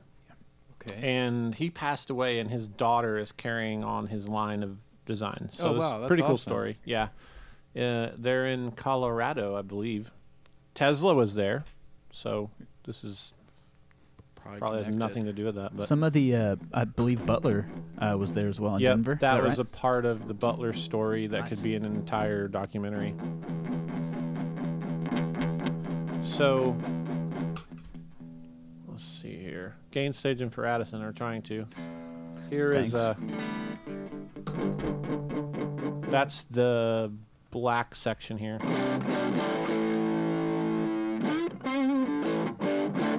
It's really nice. It's like a big old chunky tube screamer. Has a boost. Then it starts. That kind of has the splatty fuzzy thing. So what do we got over here? Tube 2. This has like. Okay, hold on. You're engaging a second stage. This is madness. Treble bass tone.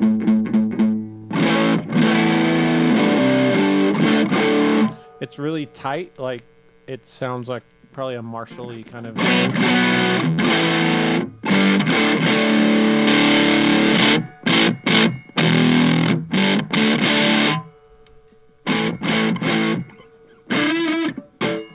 What do you think about that? That's good. I love playing like heavy tones with a Jaguar. You know, get to hear that bridge. Yeah, this is cool.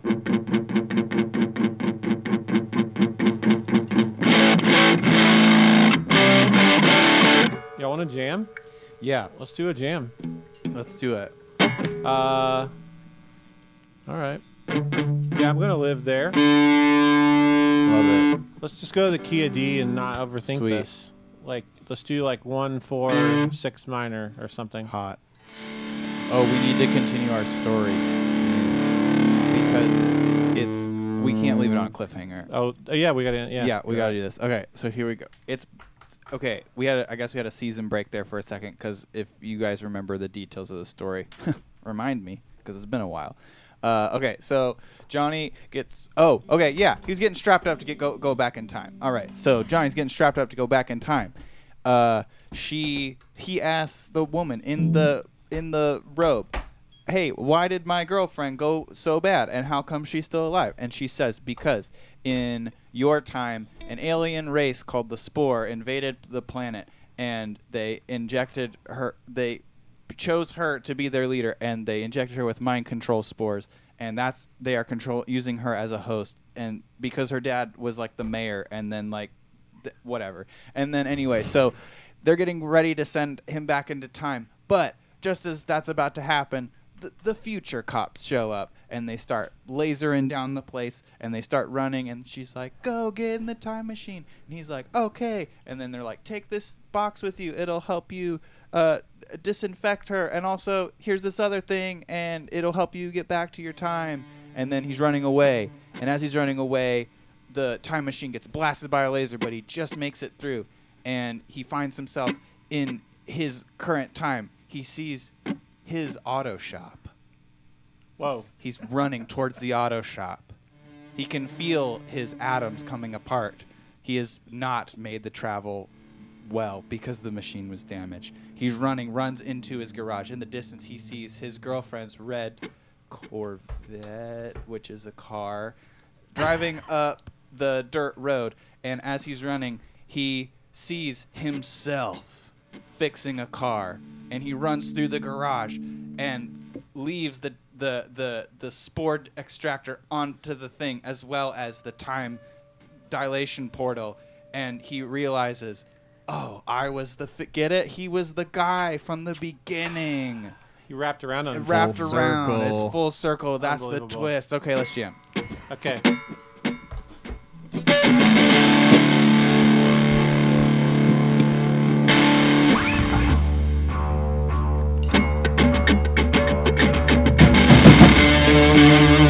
Don't forget to mute your mics.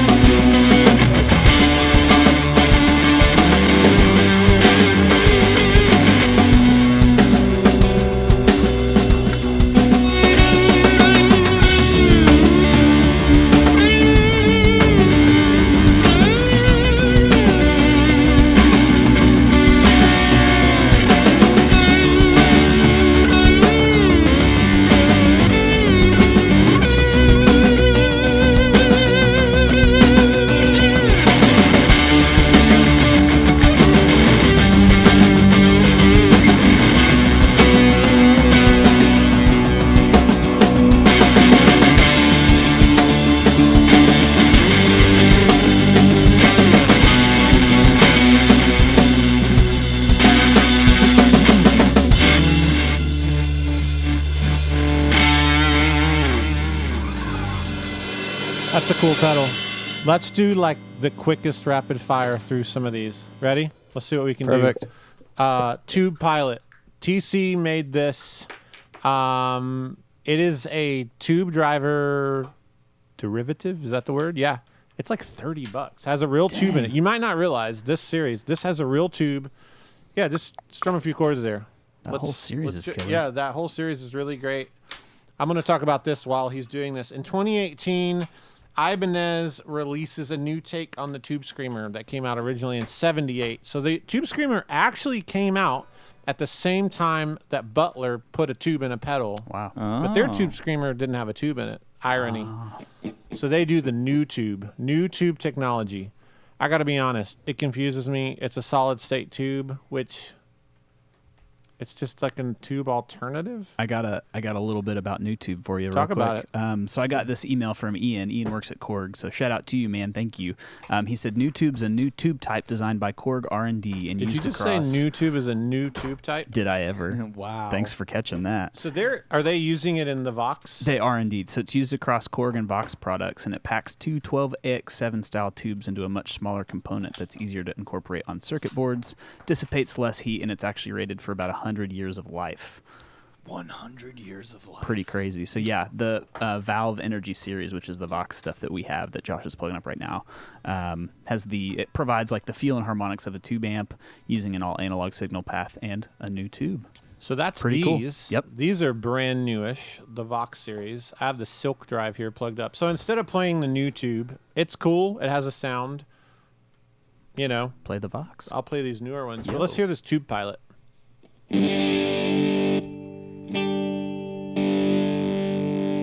Again, this is like a $30 pedal on reverb, so if you're interested.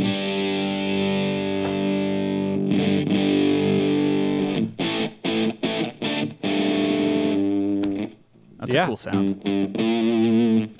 So this line is essentially, here's what's going on, just to be honest. Like I'm not honest on the show. There is a Behringer pedal. They have what's called a vintage series. Many of you, a million or more, have obviously seen the Behringer episode. They have one called a vintage tube monster. When TC was bought by Behringer, this smorgasbord series that the Tube Pilot is in is a lot of Behringer circuits stripped down into a small enclosure for the affordable market. So this is a Behringer tube take on the tube driver. That's pretty cool stuff. Here's this Vox pedal. I'm going to play the Silk Drive because there's another one called, what's that called? Copperhead. Copperhead. Look at this. It lights up. Wow. And it has like a waveform. Look at this. It has a digital waveform display. That's cool. That's This is amazing. madness. Can you see that? I give them cool points for the aesthetic.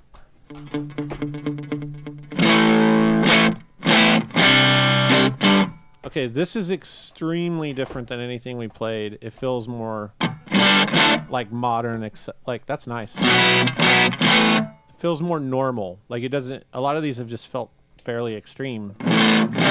This is an actual overdrive. Like,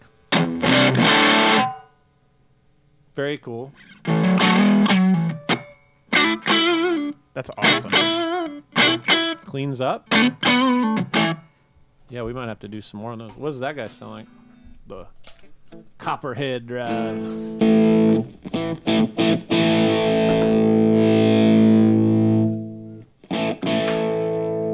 Again, like what you were saying, a lot more overdrive, a lot more usable. Not that the other's not usable, it just doesn't sound like a fuzz pedal.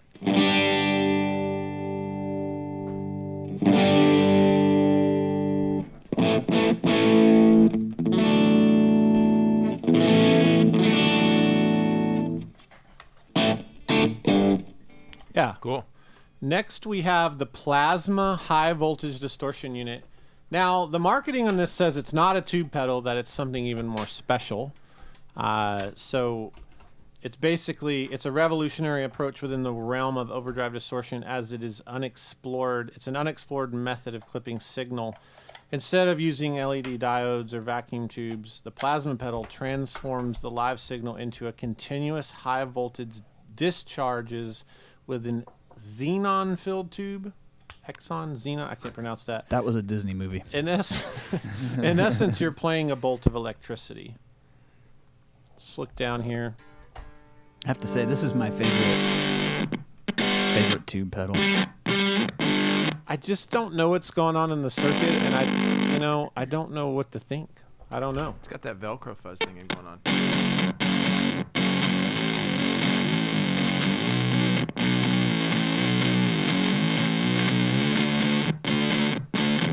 It's super cool. It has a voltage. Yeah, so check that out. And then I'm going to close out on this, and we're going to talk about a local builder. Fender released MTG Tube Distortion. They put these out at 2019 NAMM. I was there, unfortunately. Dave has the LA. These both have on and off and boost. These are designed by a legendary guy in the tube amp world, Bruce Ignator. So Bruce is amazing designer, super gifted, talented dude.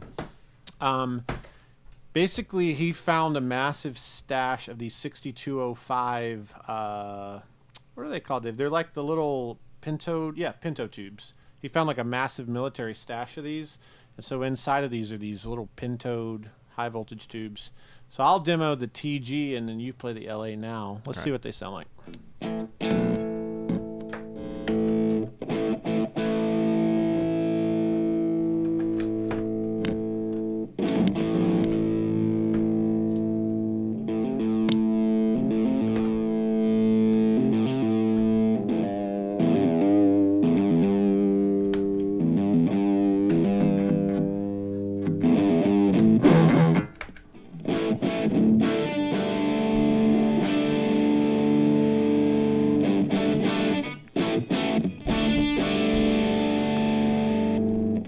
Interesting. This says that the one you're playing has a bridge rectifier in the distortion circuit. High voltage 6205 tube. It's basically a more focused version of this, which is like the original first design. It has FET stages and tubes in it. Yeah, these are wild. So again, these are tubes in the modern age where they actually have a nice EQ. And we can't do these justice with this amount of time. I think you could find amazing sounds. I played with these quite a bit, and I talked to Bruce on the phone about these. There's a lot of cool sounds in here. So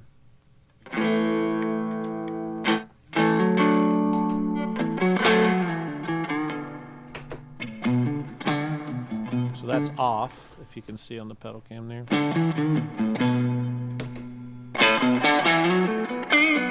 I think this one especially, if you have an amp and you wish you had another channel, that's where this gets really interesting. And these Vox ones have that feel. Right. I think that was the intention of these. A lot of these are just crazy. They just sound like fuzz. But these Fenders, the new Voxes, they feel like a new channel on an amp. Yeah. Let's talk about the local builder. So there's a really cool guy here. And he's in a niche within a niche. He's mainly doing bass circuits, right? Like bass pedal circuits. Or that's how he started. Yeah. Yeah. So it was based on a preamp that he discovered that he loved. that's right. Yep. Take it away, Addison. You got these. You've been playing through one. I have, yes. Today's tone for bass, today's bass tone has been brought to you by the Frog Pedals FX1 preamp. So Frog Pedals is local here in Kansas City. The owner's name is Mark. He's awesome. We've all met him a handful of times. Seen him around town. I was taking my kids to the playground, and I think he was there with his grandchildren or That's something. awesome. Or his kids, or I don't remember. Way to go, Mark. It's like a tone family. Yeah. It is a tone family.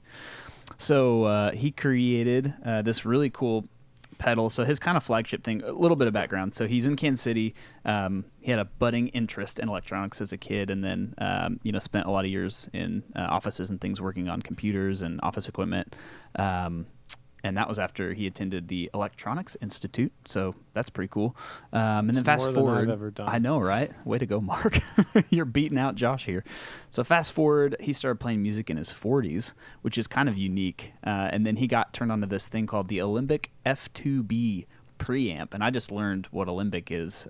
They're pretty highly coveted instruments, and the reason that he fell in love with it was obviously for its tone, but they were too expensive to buy, and so he set out to kind of solve a problem, and that was create his own F2B style preamp, which is what we have here. So I'm playing. These are like, yeah. So Cliff here, he owns an Alembic bass. Nice. It's like 10 grand. It's like this, They're crazy money. They're insane money. Yeah. So this preamp is coveted apparently. Is there some Jerry Garcia connection into this? Yeah, he used one. Yeah. So this is cool. Yeah. So he started building these in sounds like 2017, and this is it. I've been using it all day. I'm running a Klon in front for some of this stuff, but it's incredible. Like the saturation that you get from this thing. The EQ section's super powerful. Bunch of different clipping options. You've got a bright, a normal, and a mid boost option. So I've been on the bright all day. But yeah, go check him out. I believe it's just frogpedals.com. And there's tons of stuff on his site. Yep. Does that have a tube in there? Yes, it does. Yep. It also has a tube. Yes. So tube tone today all Tube around tone. for sure. He also sells other like PCBs for DIY builders and things like that. Show the frog one. Oh, yeah. It has. This was the original version. This is like some of these are protos. I even Yeah. think. Yeah. Yep. So look at that. Look at that.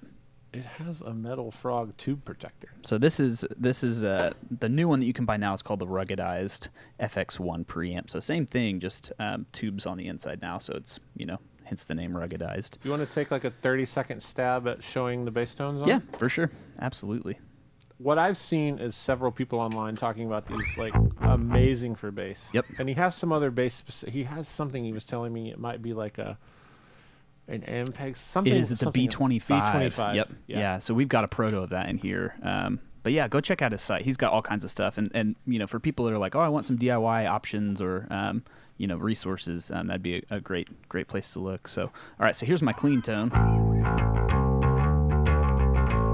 I say clean. It's still a little bit dirty, and then here's with the FX1 preamp on. Ooh, it's. I hate to say 3D. No, It's but like, amazing. just turn it off again. Yeah, It's all right. Killer. The low end too. Listen to that. If you can hear it, hopefully you're not on laptop speakers. Off and on. That's thick. Yeah, it's almost like an Nice. SVT vibe. If you're like driving something real Yeah. mighty fine. So that's it, y'all. It's great. There is like a 4 to 6 month wait on one of these. That's how awesome they are. So go buy one from Mark at Frog Pedals. Thanks for all the cool goodies, Mark. We appreciate you, man. Yeah, he has a couple new guitar pedals. He has a blues breaker style thing coming out. Yep. That's really cool. He has, I think he's been working on a couple other circuits as well. So just keep an eye on him. He's doing cool stuff, Yeah. unique. And he goes to the park. How can you not trust a person that goes to the park? That's right. yeah.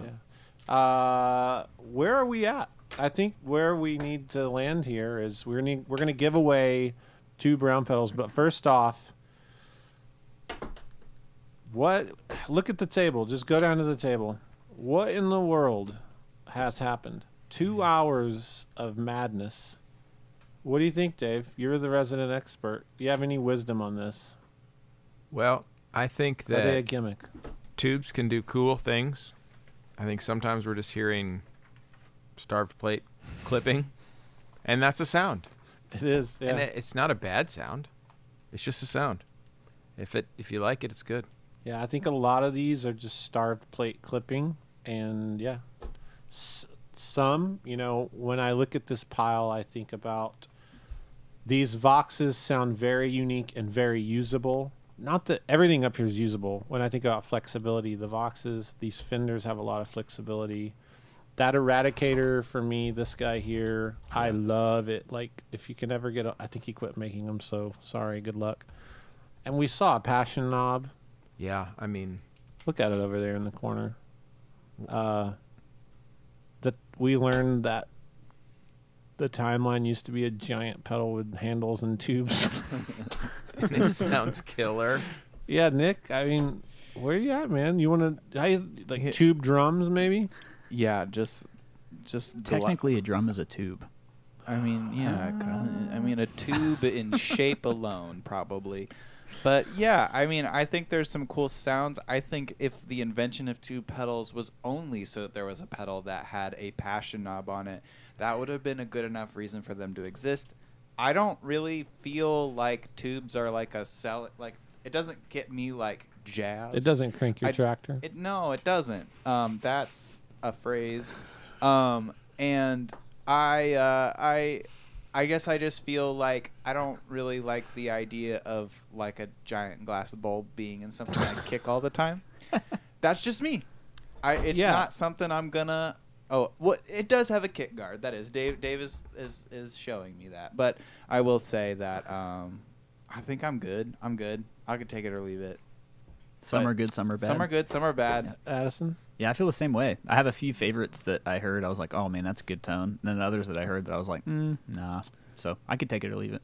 I guess in the comments, just spill your guts, everybody. Some of you lived through an age where this meant a lot. And there are some cool sounds. You saw the Mini Matrix. You saw the tube drivers. You watched Eric Johnson on Austin City Limits in the Hendrix jacket, and you freaked out and bought these, and they sound amazing. And then some of us missed that, and we've seen all these different variations. And I just stand exactly where I stood before, and I don't feel any different. They're an option. Yeah. I have heard options. Yeah. So I think we need to give stuff away. I think we There's do. this humming buzz. It sounds like a haunting buzz. I'm not sure where that's It's coming fine. Let's from. give away these pedals. I think that humming buzz is coming from my microphone. I've been That's muting fine. it all day. So Sweet. we're going to give these away. All right, so So good. These pedals are so good. they're great. Here's the Protein. Here's the T4. We've got a couple different trivia questions. If you haven't heard of either of these pedals or David Browne, go check out Browne Amplification. I think it's Browne Amplification on Instagram. E Browne, on the end. What's E that? on the end. Oh, yeah. BROWNE Amplification. Go to his Instagram and you can see like he builds like you built me this. Literally, I just told you what it needed to look like and you built it. It's amazing. You have these custom guitars as well. You Yep. do a lot of stuff. You have a lot of things going on. Yeah. So you can do a lot. Yeah. I definitely have Amazing amp builder as well. So let's. So we're going to give these away. So our first trivia questions for the Browne Protein. Again, first one in the comments to get this right. This right side here, well, I mean, if you're looking down at it, it's the left side, but this is a blues breaker ish style vibe Overdrive, one of my favorites. This is an amazing pedal. So here's the trivia question. Here it comes. What year was the Blues Breaker pedal released? The original. The original Marshall Blues Breaker pedal. What year was it released? Okay. So that's our first question. And I here. think we sat here and we're not in a hurry. No.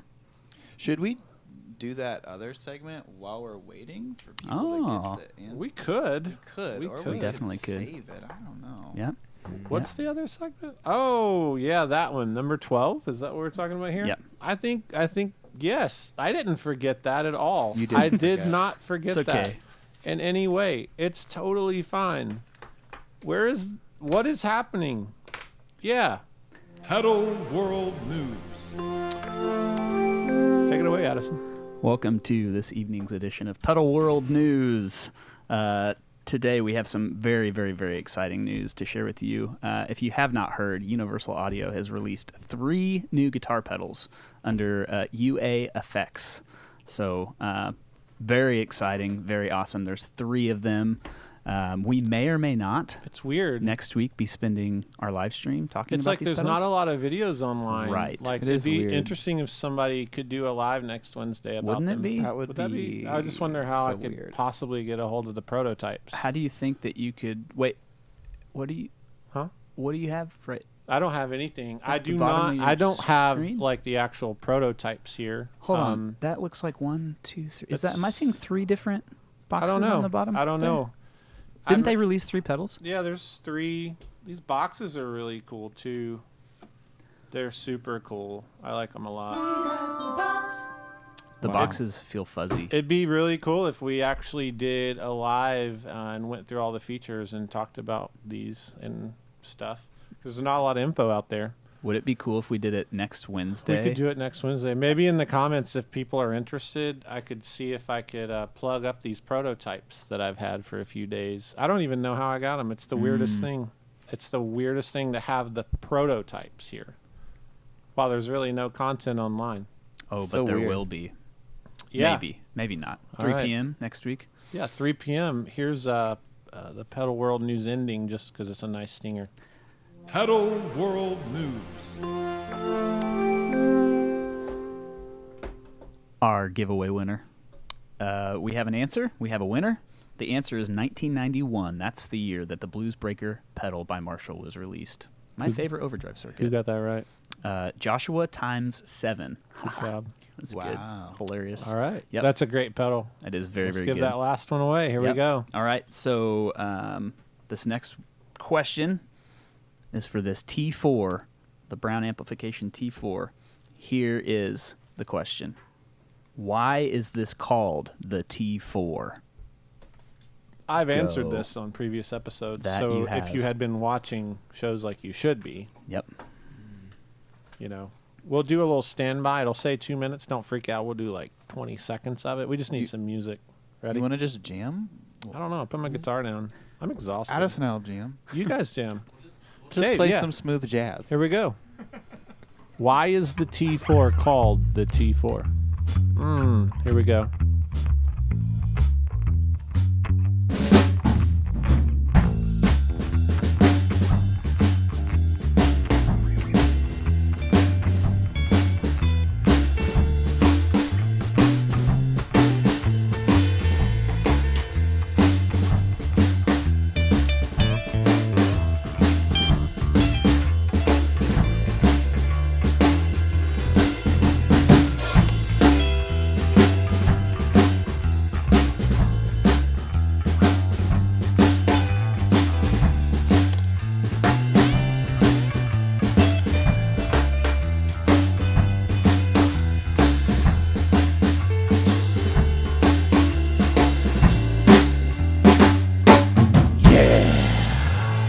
Thanks for coming out tonight. All right, we have a winner, but first the answer, because I always forget to say the answers, but I won't from here on out. Question was, why is the this pedal, why is the Browne Amplification's T4 called the T4? And it's because it's got 4 transistors. It's a 4-transistor fuzz. Yeah. So our winner is Polar Paul. Good job, Polar Paul. Joshua times 7 and Polar Paul, send me an email vlog@jhspedals.com and we'll get these shipped out to you tomorrow. What's your 10-second description of each pedal? Your shameless plug moment. The Protein is a smooth overdrive that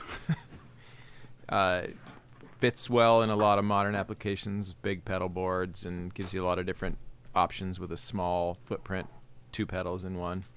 T4 is a fuzz that was meant to be able to be used in a lot of modern settings, pop settings where you'd like something pretty, but I wanted to be able to insert a nasty fuzz pedal. Okay.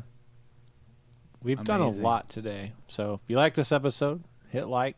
You don't have to. You can subscribe as well and hit the bell icon. Join in the comments. Let us know again, what was your favorite tube pedal that we played? What are some memories you have of tube pedals? Tell us more. Teach us more. I'll go back and check these out. Friday is an episode that's pretty good. I don't want to brag. It's pretty funny. And Wednesday, we will go through these brand new Universal Audio pedals that I don't have here. I don't have prototypes, and I'm not going to play them on Wednesday. But if you wanted to see me not go through them, don't show up here next Wednesday. Is that it? We good? Simple. That's All it. right. Bye-bye, everybody. Have a wonderful night. Enjoy your dinner. Enjoy your families. Have safe drive travels home.